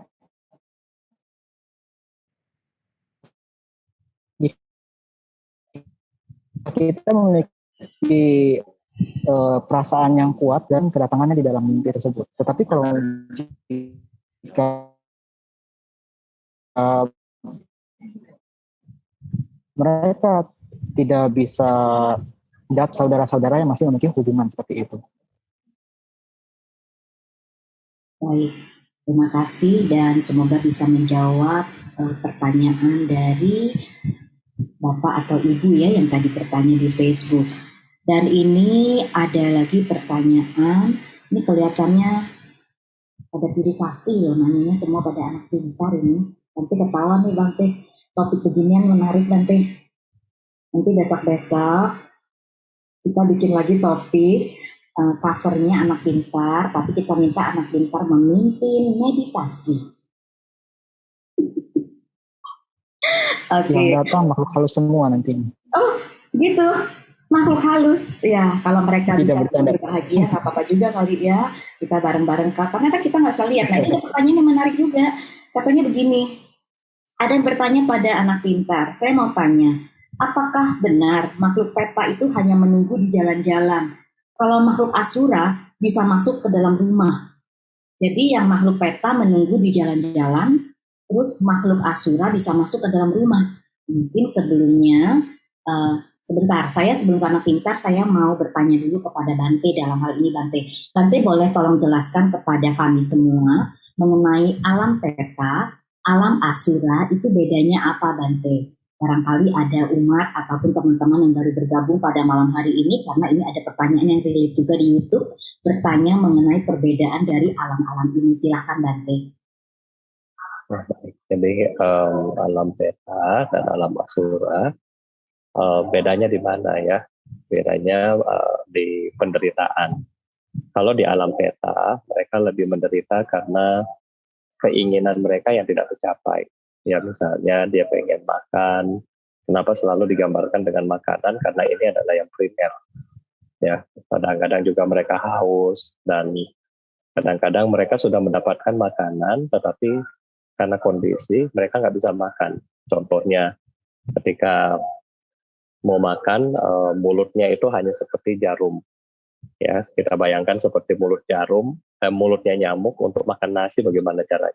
Itu susah. Kadang-kadang yang mulutnya normal, tapi tenggorokannya yang sangat kecil, sehingga ketika mau makan, keluar api, dan seterusnya ya. Nah, jadi ini penderitaan dari mereka yang di alam peta. Kenapa? Karena disebabkan daripada keserakahan, ya, daripada disebabkan sama pelit. Nah, ini adalah penyebab daripada alam peta. Kenapa jadi pelit dan serakah? Karena dua ini akan menyebabkan munculnya kemelekatan. Nah, kemelekatan ya, misalnya kemelekatan kepada siapapun, anak, suami, istri, apalagi tas, PUBG, ML, sama yang paling baru Valorant ya Putra ya. Nah, jadi ini yang kemelekatan yang timbul yang menyebabkan mereka menderita. Mereka ingin mendapatkan tapi nggak bisa. Ya, di lain pihak di alam asura mereka menderitanya apa? Mereka menderita karena iri hati, karena rasa sombong, rasa angkuh. Nah, kenapa tadi anak pintar bilang alam beta itu menderita ya, karena mereka nggak mau makan aja susah, bagaimana mau bantu Anda ya. Nah, kalau alam asura karena dia sombong, pride ya, sumber daripada dasarnya adalah sombong, pride, maka ketika Anda muji dia akan suka sama Anda. Misalnya, lu hebat atau apa. Nah, kalau orang yang sombong, congkak, dia akan suka. Nah, makanya alam-alam asura lebih digunakan untuk hal-hal yang tidak baik, misalnya santet, ya, kirim dendam dan seterusnya. Karena mereka sangat gampang untuk kita bujuk, ya, kita bujuk dengan, kalau alam beta kita bujuk dengan makanan, dia datang. Tapi kalau alam asura, ya kita bujuk dengan cara-cara yang seperti tadi, nah mereka akan menjadi lebih powerful untuk merusak yang lain. Nah, jadi dan alam asura adalah dasarnya juga selain sombong, iri hati. Jadi ketika iri hati dan ingin menghancurkan yang lain, sangat powerful alam asura. Ya, jadi ini ada kedua perbedaan. Terima kasih. Bante, terima kasih. Ini ada satu yang saya rasa bisa Bante sekaligus menjawab juga, bahwa biasanya untuk tadi santet dan lain-lain ini ada terkait pesugihan, Bante. Dengan demikian apakah boleh dikatakan, ini ada pertanyaan dari YouTube, ini dari Mike James ya. Jadi dari ibu atau bapak Mike James, Bante, apakah mereka yang minta tumbal pesugihan itu akan menjadi anak buah dari makhluk pesugihan? Nah, terkait dengan yang Bante jelaskan tadi, apakah akan bisa? Karena kan kalau kitanya suka iri hati, suka dengki, dan juga sombong, ternyata itu bisa menjadi teman baik ya, bisa dia suka sama orang-orang seperti itu. Apakah akibatnya bisa menjadi dalam tanda kutip anak buahnya gitu, Bante? Baik, jadi ini sangat mungkin. Secara logika begini. Secara logika ketika kita ingin menghancurkan orang lain, otomatis kita akan menggunakan jasa-jasa seperti ini. Ya, misalnya contoh, saya punya jimat seperti ini. Ya, ini bukan jimat ya, ini earphone. Misalnya contoh, ini jimat saya. Kalau misalnya saya mau nyerang orang, saya pakai ini buat nyerang orang, misalnya ya. Nah, ketika Anda pikir seperti itu, otomatis apa? Kita melekat sama barang ini. Kemanapun kita pergi, kita akan ingat barang ini. Kalau kita nggak pakai barang ini, kita akan merasa ada sesuatu yang kurang di batin kita, ya. Nah, muncul kemelekatan baru, muncul keterikatan baru, dan kita akan menganggap bahwa barang ini akan melindungi kita kapanpun kita mau.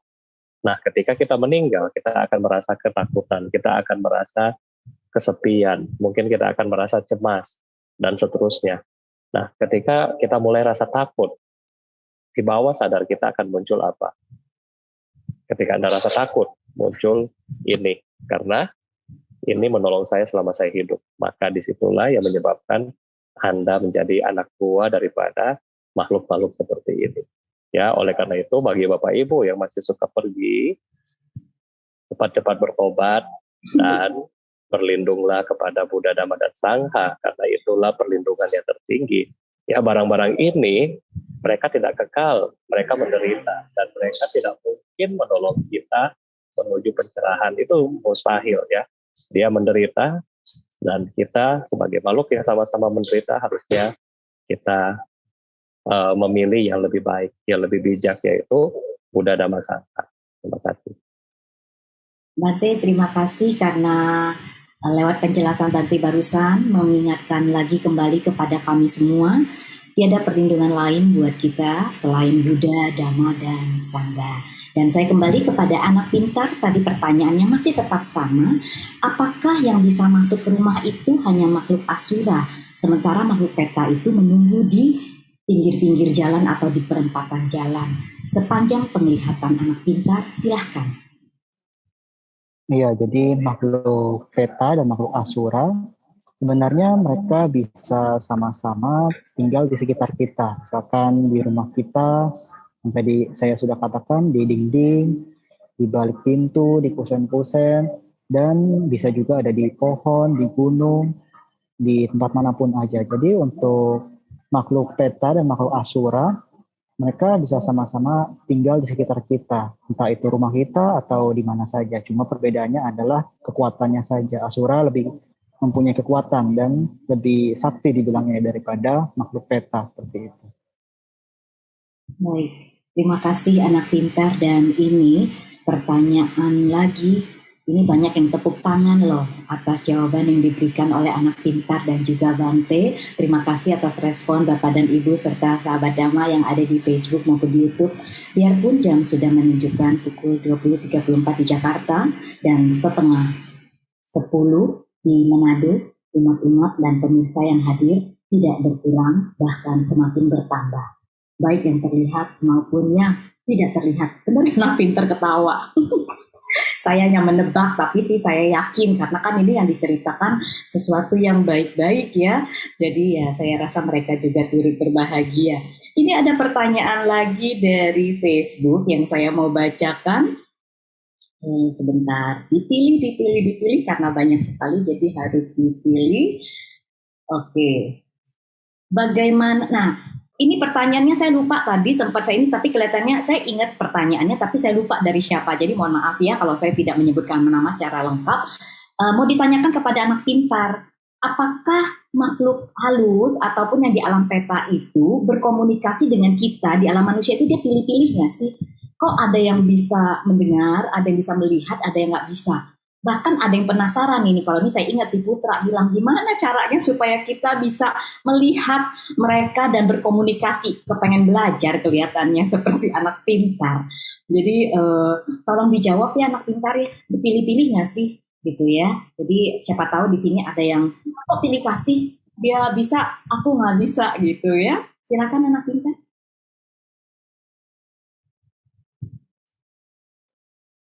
Suaranya masih Iya, berkomunikasi dengan makhluk halus. Iya, apakah sudah terdengar? ya, saat ini sudah terdengar, silakan. Ya, berkomunikasi dengan makhluk halus tentu merupakan suatu kemampuan khusus ya yang dimiliki oleh seseorang. Jadi kemampuan ini diakibatkan oleh dua faktor. Yang pertama adalah pada masa lalu atau kehidupan sebelumnya, orang tersebut pernah melatih atau latihan, atau melakukan samadhi atau latihan semacamnya seperti itu. Jadi hasil dari latihan ini akan terbawa ke kehidupan saat ini. Makanya orang itu bisa berkomunikasi dan mempunyai kemampuan lainnya. Faktor kedua adalah orang tersebut memang belajar dan latihan pada kehidupan sekarang. Orang-orang yang melakukan samadhi yang baik, khususnya samatha bhawana atau kemampuan-kemampuan lainnya di luar Buddhis juga ada ya tentunya ya, akan menghasilkan suatu kemampuan batin. Jadi tidak hanya samadhi saja atau meditasi, di luar sana ada banyak cara agar seseorang bisa sakti ya dan mempunyai keilmuan khusus. Jadi tidak semua orang bisa berkomunikasi dengan makhluk. Hanya orang-orang yang memiliki kemampuan yang dapat berkomunikasi. Biasanya bagi orang-orang yang tidak memiliki kemampuan, jika makhluk tersebut harus berkomunikasi, maka makhluk tersebut yang tadi saya sudah bilang akan datang ke mimpinya, atau dalam beberapa kasus, makhluk tersebut bisa menampakkan dirinya secara langsung, seperti itu. Terima kasih. Baik, terima kasih anak pintar atas jawabannya. Dan saya akan melanjutkan lagi pertanyaan dari Ko Caca ya. Ko Caca bertanya, selamat malam yang mulia Bante, Cisisi dan Koko anak pintar. Wah, ini sekarang anak pintar ditambahin Koko ya. Saya mau izin bertanya, bagaimana, ini singkatnya pertanyaannya adalah, bagaimana jika ada bayi yang baru lahir tapi 2 minggu kemudian meninggal dunia? Seperti apakah akan kemanakah dia dilahirkan bayi tersebut, dan kebajikan seperti apa yang bisa dilakukan untuk bayi tersebut? Terima kasih yang mulia Bante dan juga anak pintar. Silahkan untuk ini saya minta Bante boleh memberikan pengarahan kepada kita untuk bayi yang baru meninggal setelah berumur 2 minggu kemudian. Silahkan Bante. Ya, jadi kalau misalnya kita melihat anaknya masih kecil, kemudian meninggal, ya kita lihat kembali lagi di karmanya ya, maksudnya karma dia sebagai sudah cocok atau belum untuk terlahir kembali. Ya kadang-kadang banyak yang bilang bahwa anak-anak yang seperti ini mungkin mereka bisa memiliki kesempatan untuk lahir lagi, tetapi ketika kesempatan untuk lahir lagi belum cukup, maka mereka akan ya tetap berada di mungkin seperti di rumah atau kembali mengikuti orang tuanya yang mungkin seperti ini ya. Kalau Bante nggak bisa lihat soalnya, mesti tanya anak pintar ya. Coba dari anak pintar bagaimana?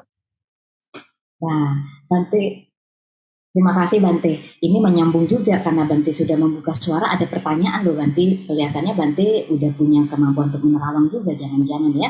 Di YouTube ada yang bertanya, anak pintar itu sebenarnya bisa nggak sih berkomunikasi sama arwah seperti arwah orang tua kami yang sudah meninggal? Jadi ada salah satu pertanyaan di YouTube. Silakan anak pintar untuk menjawab.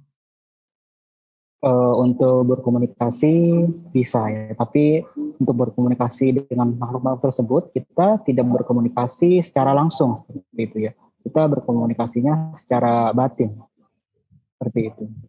Jadi bukan lewat WA, bukan juga lewat telepon seperti kita di alam manusia ya, kepada itu tidak mengenal ada perdagangan ya, seperti yang kita baca dalam sutta, tidak ada perkebunan, tidak ada perdagangan, tidak ada handphone juga, jangan-jangan di sana. Jadi komunikasinya tadi kata anak pintar bisa lewat batin. Ini begitu dijawab bisa, saya yakin dalam pikiran Bapak Ibu dan juga sahabat damai sedang mendengar, penasaran ya. Gimana ya, apakah bisa nggak ya minta komunikasi gitu, tapi saya nggak terusin ya, biarlah itu menjadi tanda tanya buat Anda. Ini ada pertanyaan yang sangat menarik dari Kotirta, saya akan bacakan.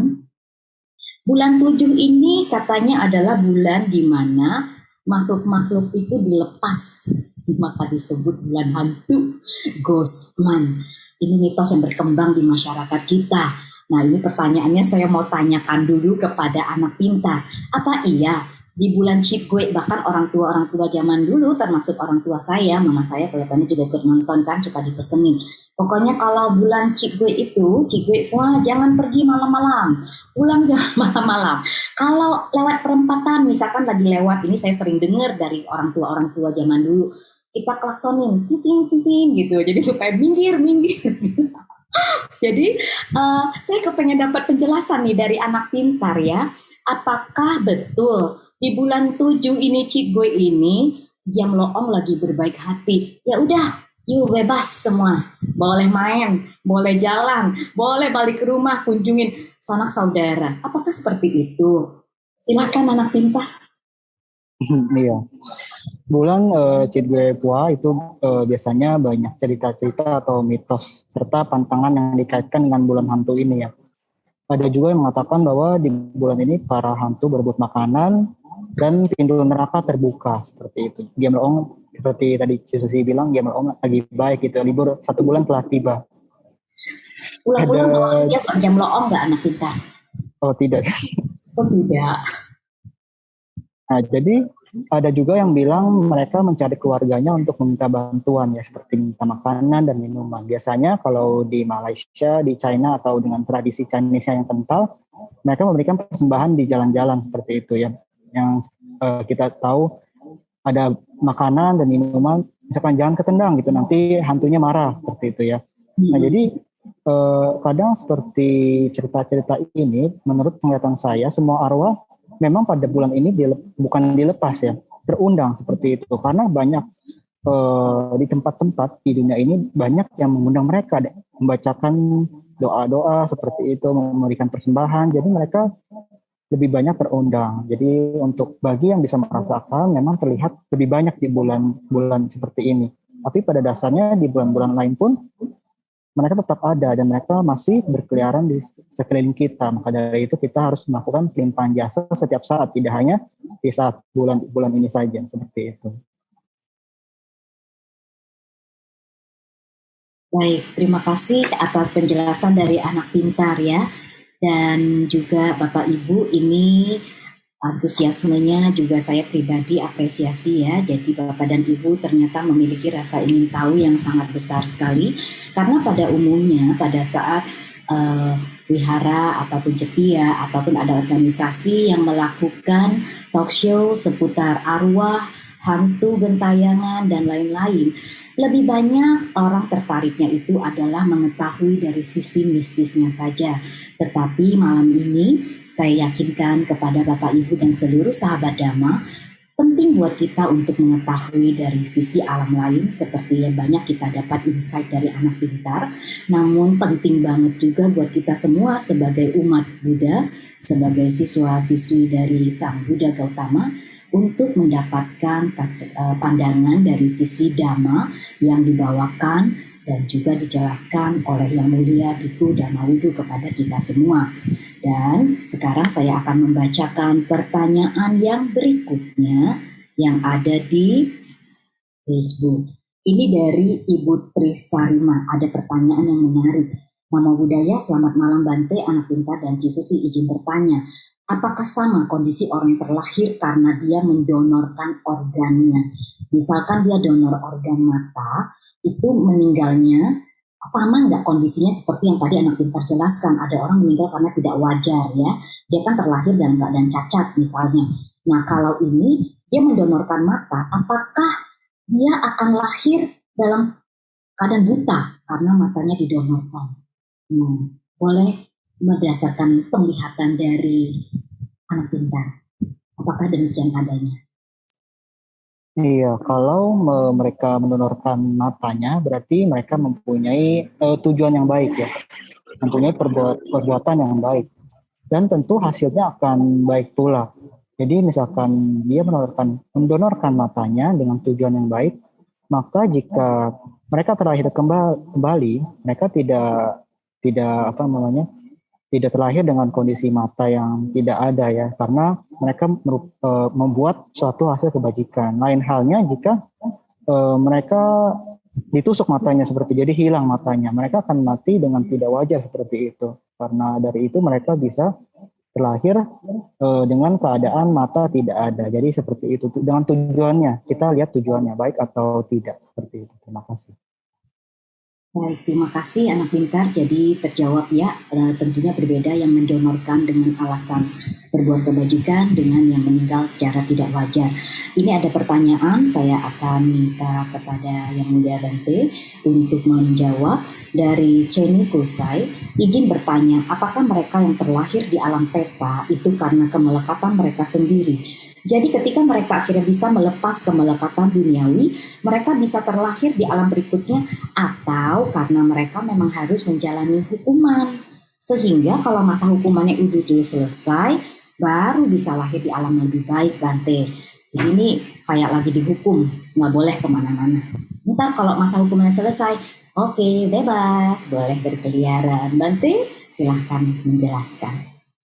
Baik, jadi yang kita harus pahami di dalam ajaran Buddha tidak ada yang menghukum kita, ya. Jadi maksudnya tidak ada yang menghukum kita. Kalau misalnya ada yang menghukum kita, berarti seakan-akan makhluk atau siapapun yang menghukum kita, dia menimbulkan karma baru. Ya, ini harus kita pahami ya. Jadi yang kita jalankan adalah ya karma kita. Nah, karma yang kita harus tahu juga Bapak Ibu ada dua.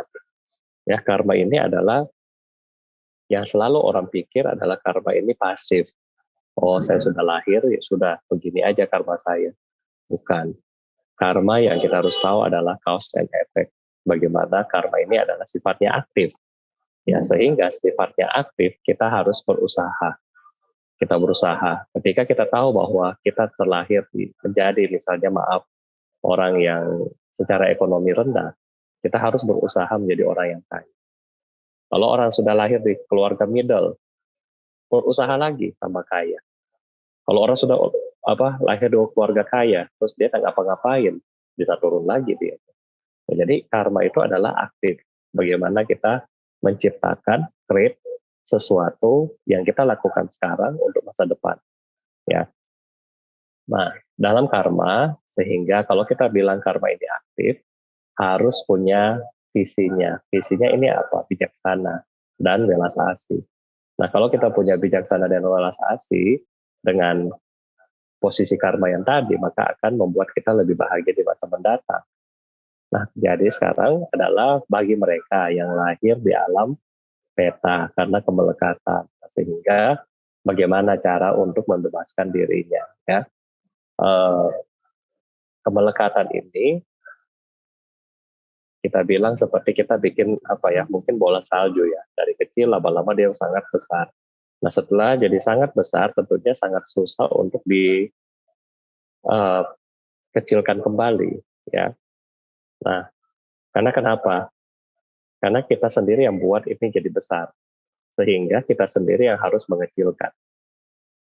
Ya kemelekatan itu yang buat siapa? Nggak ada yang suruh Anda misalnya, nggak ada yang suruh Anda pacaran kan, kita yang pacaran sendiri.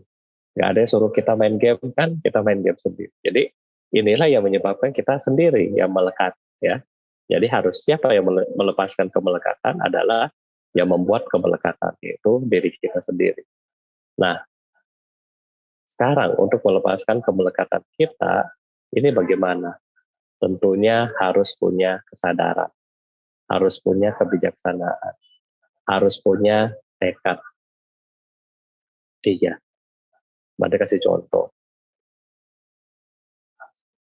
Orang yang melekat sama misalnya suka makan suka makan bakso ya, dia melekat sama bakso karena begitu makan enak, begitu makan enak. Ketika sakit karena makan bakso jadi kolesterol kan, ketemu dokter bilang, Bapak jangan makan bakso ya.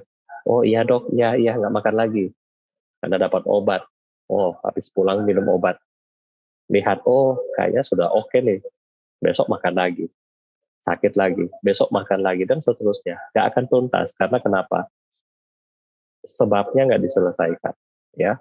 Nah, oleh karena itu, kemelekatan juga sama. Kita harus menurunkan level dari kemelekatan ini sampai benar-benar tuntas, sehingga ketika dia tuntas, maka secara tidak langsung dia akan lahir di alam yang lebih baik.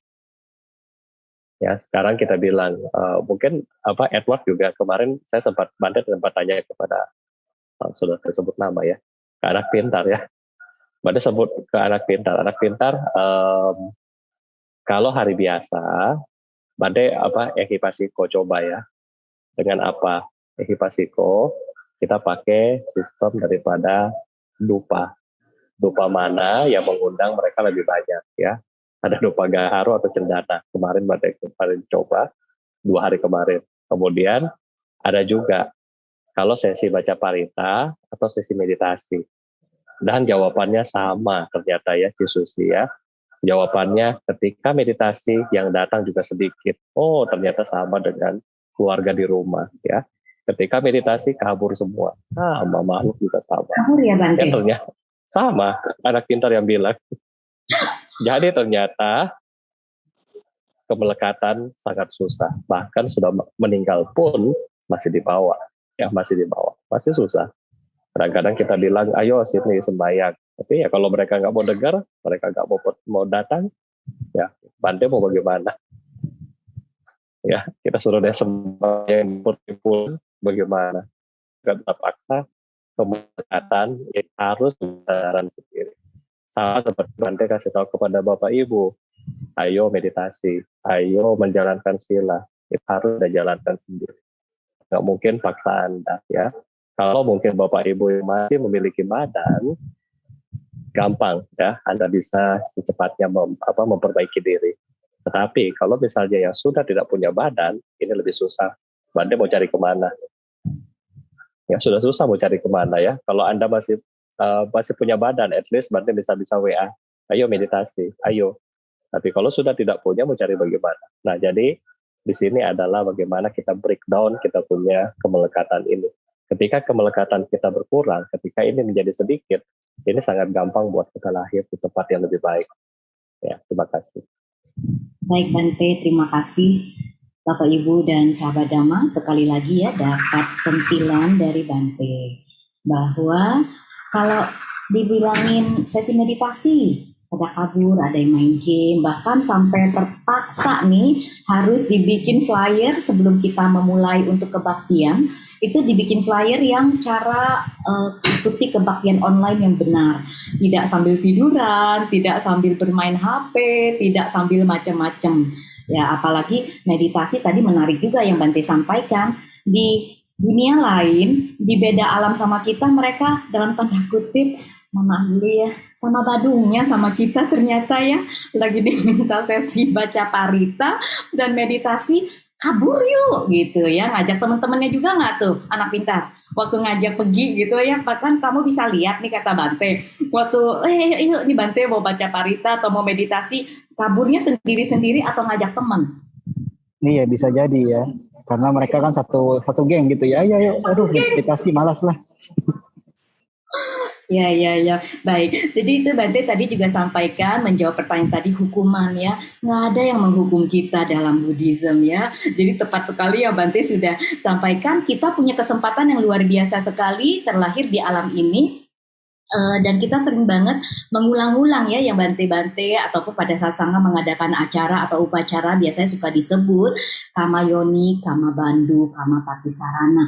Aku lahir dari karmaku sendiri, aku terlindungi oleh karmaku sendiri dan aku juga tergantung pada akibat perbuatanku sendiri. Besar kecil baik buruk itu semua akan kuwarisi. Jadi dihukum bukan karena orang lain tetapi akibat dari karma kita sendiri. Bapak dan Ibu, ini kelihatannya waktu menunjukkan 20.55 di sini, artinya di Manado tempat Bante sudah hampir pukul 10 malam. Tetapi Bapak dan Ibu masih semangat? Masih seru acaranya? Coba saya mau lihat bagaimana respon dari Bapak dan Ibu dan jumlahnya Bante tidak berkurang banyak Bante. Siapa tahu ternyata di sini malah lebih nambah ya. Oke, terima kasih atas respon dari Bapak dan Ibu untuk jempol dan juga like-nya. Mudah-mudahan Bapak Ibu setiap malam, setiap pagi tetap setia bersama dengan Cetia Panyasika dan juga Wihara Dhammadvipa Manado untuk mengikuti chanting setiap pagi dan juga setiap malam.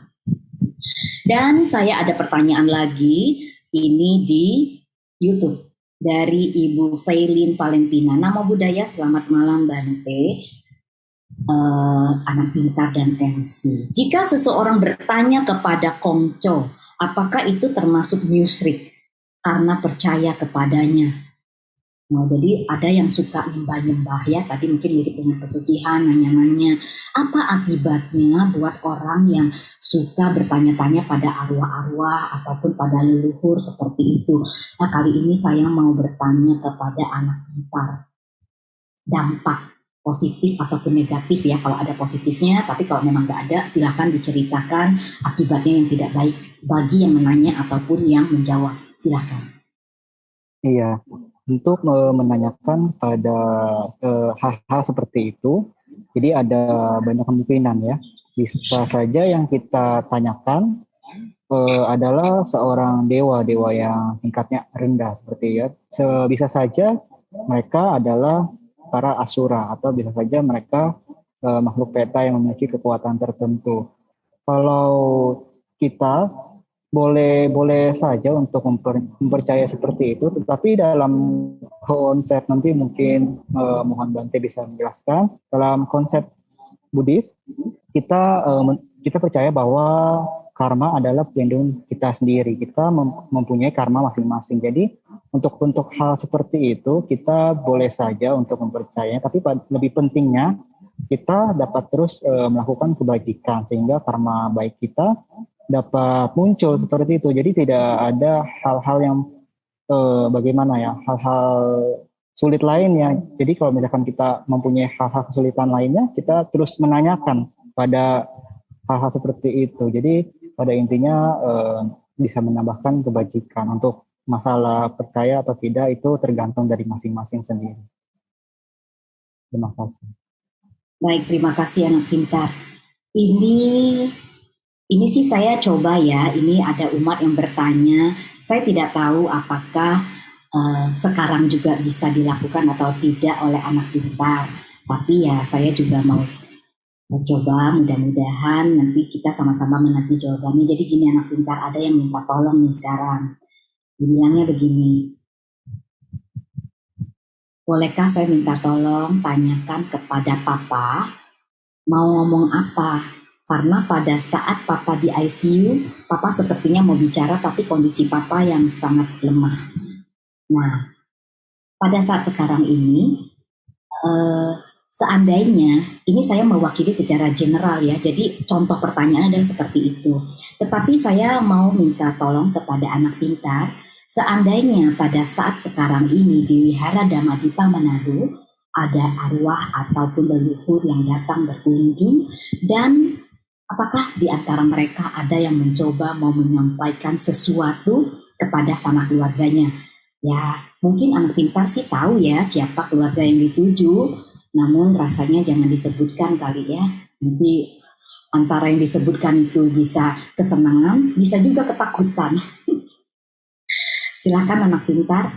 Dan sebelumnya saya juga mohon izin dulu nih kepada semua makhluk, baik yang ada di sini maupun di tempat lain, berada dimanapun, yang saat ini ikut mendengarkan sesi Dhamma ini, mudah-mudahan turut berbahagia dan apa yang kami sampaikan bisa membawa manfaat buat Anda yang turut mendengarkan. Silahkan anak pintar. Ya, jadi untuk mengenai keadaan di sini ya, benar ya Ci Susi. Apakah ada yang mau menyampaikan sesuatu ya? Benar Ci Susi? Ya, betul. Oh iya. Jadi kalau di sini anak pintar kayak sengaja ya. Pas lagi saya nanya pertanyaan begini suaranya dibikin kecil. Saya aja sampai begini-begini nih pengen dengar, apalagi yang di rumah tuh. Udah pada gregetan pengen dengernya suaranya kencengan dong. Oh iya oke. Jadi kalau di sini saya melihat ada banyak makhluk ya, khususnya para leluhur-leluhur kita. Mereka sepertinya sedang bingung juga karena mereka sering disebut-sebut gitu ya, seperti kita sering gosipin mereka gitu ya. Jadi mereka terlihat ada yang melihat di sekitar wihara sini, mereka sedang ngomongin apa gitu. Mereka sedang membicarakan siapa, apakah kita ini disebut gitu, seperti orang digosipin mungkin ya. Tolong dong anak pintar. Saya mau minta tolong sampaikan dulu permintaan maaf ya buat mereka, kan saya nggak bisa berkomunikasi. Mana saya hostnya lagi, ya kan?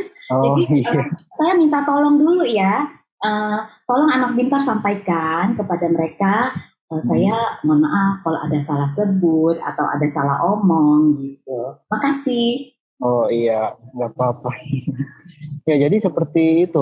Untuk pesan-pesan yang ingin disampaikan sepertinya tidak ada ya, karena mereka di sini hanya berjalan seperti itu ya, berjalan mondar-mandir, dan mereka memang benar-benar melihat kita sedang melakukan seperti ini. Mungkin mereka tahu ya, mereka sedang diomongin seperti itu.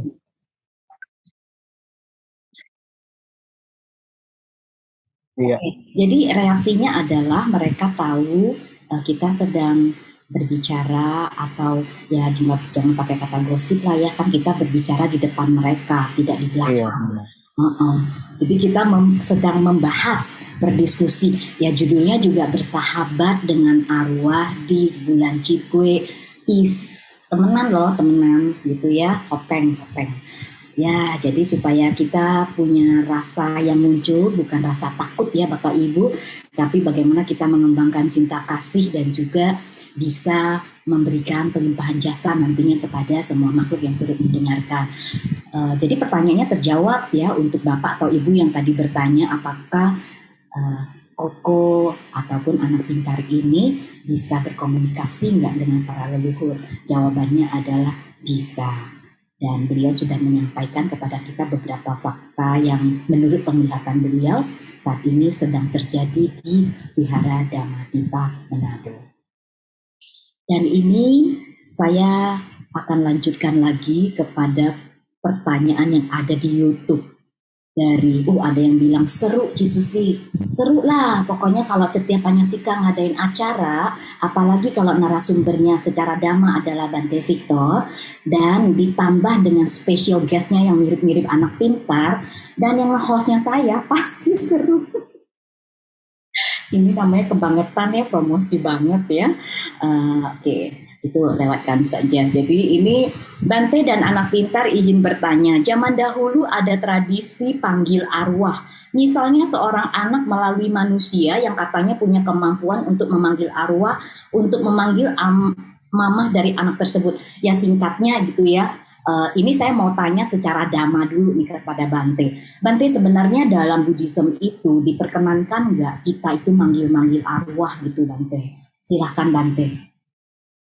Ya, jadi kalau misalnya kita bilang boleh nggak panggil arwah gitu ya, maksudnya arwah itu kalau misalnya kita tidak punya ilmu ya, seperti anak pintar yang dia tahu bahwa ini benar atau tidak benar, nah maka takutnya kecenderungan akan kita lebih dibesar dibohongi lebih kuat ya. Jadi ini yang pertama, jadi kadang-kadang akan membuat kita kadang-kadang dibohongin atau dimanfaatkan. Nah yang kedua, kira-kira kita mau panggil arwah ini untuk apa? Ya, untuk nanya mama sudah makan belum, untuk nanya nomor, atau mau nanya kunci berangkasnya ada di mana. Jadi manfaatnya dulu kita lihat ya. Dan yang ketiga, kalau misalnya di sini ketika misalnya kita melihat manggil-manggil arwah seperti ini, kemudian panggil arwah itu yang ketiga di sini adalah maksudnya ketika kita melihat bahwa pokoknya di sini ada kejadian ya, di sini ada kejadian. Nah setelah yang ketiga, kalau kita manfaat dari panggil arwah itu ya ini untuk apa semua. Nah jadi di situ semua ya, di situ semua yang kita harus melihat di sini. Ya, jadi kadang-kadang ada esensinya, lebih ke esensinya secara damainya, ya esensinya. Oke. Bante, ini saya bertanya pada Bante tadi juga mendengar dari sekilas. Jadi karena kita langsung lakukan acara ini adalah live, mungkin saya akan langsung juga bertanya kepada Bante dan anak pintar. Apakah sesinya ini kita tetap lanjutkan atau kita berhenti di sini Bante untuk melakukan pelimpahan jasa, atau boleh kita teruskan beberapa pertanyaan terakhir? Oke. Bapak anak pintar bagaimana? Ya mungkin pertanyaan terakhir ya, atau sampai sini sudah boleh, terserah Cisusi saja. Secara kondisi di sana masih mendukung, maksudnya kita melanjutkan dengan 1 atau 2 pertanyaan sebelum pelimpahan jasa, atau kita langsung tutup. Kalau memang memungkinkan saya akan lanjut, tetapi kalau tidak memungkinkan saya akan langsung ke closing. Mungkin 1 pertanyaan saja sudah cukup ya. Baik, 1 pertanyaan saja Bapak dan Ibu. Jadi mohon maaf sekali, kami tidak bisa menjawab semua pertanyaan Anda yang di Facebook maupun di YouTube. Tetapi saya rasa untuk tanya jawab malam ini Anda pasti sudah mendapatkan banyak sekali insight-insight yang bagus. Dan percaya tidak percaya, suka tidak suka, memang di sekitar kita banyak sekali makhluk-makhluk yang memang kalau kita bisa melakukan kebajikan buat mereka, kita adalah menebarkan cinta kasih dan melakukan pelimpahan jasa. Dan 1 pertanyaan sebagai penutup, saya yang akan memberikan pertanyaan kepada anak pintar. Dari kacamata Anda sebagai seseorang yang bisa melihat dimensi dari dunia lain, saran apa yang Anda bisa berikan kepada kami, umat awam, dalam menyikapi berbagai kejadian-kejadian yang kadang tidak masuk di akal, dan terutama di bulan 7 ini, kebajikan terbaik apa yang bisa kami lakukan untuk bisa membantu sanak keluarga ataupun para leluhur yang telah meninggal dunia. Silahkan anak pintar. Iya, untuk jadi pesan terakhir dari saya yang ingin disampaikan adalah Pati Dana atau pelimpahan jasa ini tidak hanya di bulan Citwe atau bulan hantu saja. Leluhur kita yang terlahir menjadi alam peta dan asura selalu menunggu untuk meminta bantuan. Tugas kita yang masih hidup adalah membantu mereka dengan cara dapat memberikan persembahan dan melakukan pelimpahan jasa. Jadi pelimpahan jasa sebaiknya juga dapat dilakukan semasa hidup kita. Karena kita tidak tahu leluhur kita yang mendahului sudah terlahir di alam bahagia atau belum. Lalu mengenai tradisi, hal tersebut boleh saja dilakukan untuk menghormati dan menghargai tradisi tersebut. Tetapi harus dipahami dengan baik bahwa jika ditambah dengan melakukan patidana akan mengkondisikan para leluhur tersebut lebih baik lagi. Pancarkan selalu meta dan tidak perlu takut ya, seperti itu. Karena sebenarnya mereka hidup berdampingan dengan kita, hanya dimensi saja berbeda, seperti itu. Terima kasih. Terima kasih anak pintar.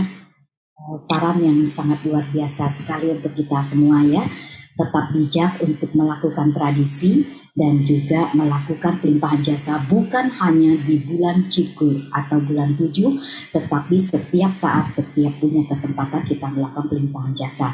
Dan satu pertanyaan terakhir kepada Yang Mulia Biku Damawudo, juga dari saya, Bante, tadi kita sudah sama-sama mendengarkan penjelasan dari anak pintar, dan sekarang mohon penjelasan juga dari Bante, dari perspektif kita yang memang terkait dengan Dhamma, apakah selain pelimpahan jasa ataupun patidana, kebajikan seperti apa lagi yang bisa kami lakukan sebagai umat ataupun sanak keluarga yang masih hidup untuk bisa mencurahkan kasih sayang kepada arwah para leluhur supaya bisa membantu mereka dan juga bisa membuat mereka terlahir di alam bahagia. Silakan Bante. Jadi dari Bante, dari kacamata Dhamma, kita tahu bahwa leluhur kita, orang-orang yang kita cintai, ketika mereka meninggal, sangat sulit bagi mereka untuk melepaskan kemelekatan, ya, kemelekatan pada rumahnya, kemelekatan pada bisnisnya, kemelekatan pada mungkin istri, suami, anak, dan seterusnya. Nah, oleh karena itu, yang pertama di sini yang Bante mau sampaikan bahwa kita tahu, orang yang kita cintai ini memiliki kemelekatan apa, Bapak Ibu harusnya tahu. Dan Anda yang harus take care dengan kemelekatan itu, sehingga dia bisa melihat, oh ternyata anak-anak saya, misalnya contoh, dia melekat sama istrinya, dan ketika suami ini sudah meninggal, dan Anda sebagai anak-anak menjaga mama, misalnya contoh, nah otomatis yang meninggal, yang punya kemelekatan sama mama Anda, dia, oh ternyata sudah dijaga, sudah ada yang jaga, sehingga dia bisa pergi dengan legowo, yaitu contoh satu item, ya item yang lain Anda bisa jabarkan atau pikirkan masing-masing sesuai dengan ini. Yang kedua, ketika orang meninggal, Anda harmonis di rumah, ya damai. Ini sudah cukup untuk membantu dia, ya.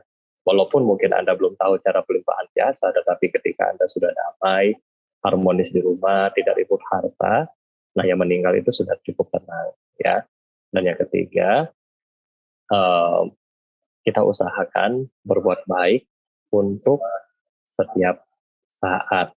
Ya, kenapa kami mengusahakan setiap 5:30 pagi, jam 7 malam untuk berdoa, untuk apa?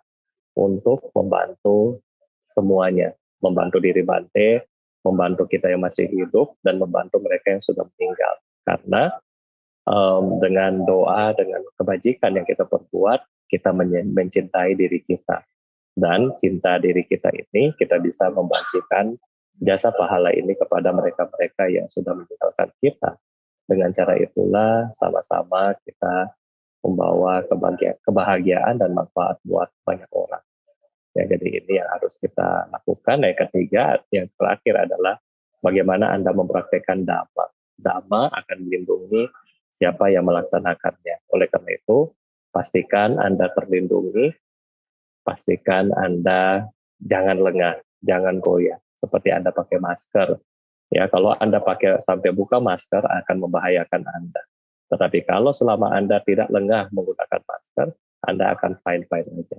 Ya, itulah kita contoh aplikasi daripada praktek Dhamma ini. Terima kasih. Luar biasa sekali Bante, terima kasih. Dan sebagai penutup, saya boleh minta admin boleh hadirkan kami bertiga di dalam satu frame, dalam satu layar. Dan sambil menunggu proses ini dilakukan oleh admin, terima kasih. Jadi Anda sudah bisa melihat kami bertiga saat ini di layar. Ini ya Bante, ada yang seru, nakal juga, bilang boleh lanjut sampai pagi katanya Bante. Boleh kita bikin sesi meditasi sampai pagi nanti ya. Ayo yang komen pada mau semangat, pada semangat semua masih mau lanjut. Kita bikin nanti sesi meditasi yang bersemangat ya. Bapak dan Ibu, bagaimanapun juga, waktu juga yang akan memisahkan kita. Dan dalam kesempatan yang sungguh berbahagia ini, saya mau mengajak Bapak dan Ibu serta sahabat Dhamma semuanya, marilah kita bersama-sama mengucapkan terima kasih kepada narasumber kita yang luar biasa, yaitu kepada sebelah sini dulu ya, kita akan mengucapkan terima kasih kepada anak pintar. Anda boleh berikan jempol Anda, baik di YouTube maupun di Facebook, dan Anda boleh memberikan komentar, komplimen sebagai ucapan terima kasih kepada anak pintar yang sudah berbagi begitu banyaknya kepada kita supaya lebih paham mengenai tradisi dan bagaimana kita bisa melakukan kebajikan buat saudara-saudara ataupun sama keluarga kita yang telah meninggal. Dan tentunya juga mari kita bersama-sama merangkupkan tangan kita di depan dada dan bersikap anjali. Kita mengucapkan terima kasih yang sebesar-besarnya kepada Yang Mulia Biku Damawudo karena telah memberikan bimbingan dhamma kepada kami pada malam hari ini. Dan semoga Bante senantiasa sehat, Bante selalu berbahagia, dan Bante juga senantiasa dapat memberikan waktu kepada kami semua membimbing secara dhamma. Terima kasih Bante dan Bapak dan Ibu serta sahabat dhamma semuanya. Dengan ini saya tentunya akan pamit dan undur diri dari Anda semua. Jangan lupa untuk mempraktekkan apa yang tadi Bante sudah sampaikan dan juga pesan penting yang disampaikan oleh anak pintar kepada kita semua. Dari Jakarta sampai ke Manado, jalan-jalan jauh bukanlah menjadi masalah. Interaksi yang terjadi pada malam hari ini menghadirkan anak indigo dan juga bersama Bante kita membahas dhamma yang indah. Sekian dari saya, semoga Anda semua senantiasa sehat, terlindung oleh Buddha, Dhamma, dan Sangha, dan senantiasa berbahagia.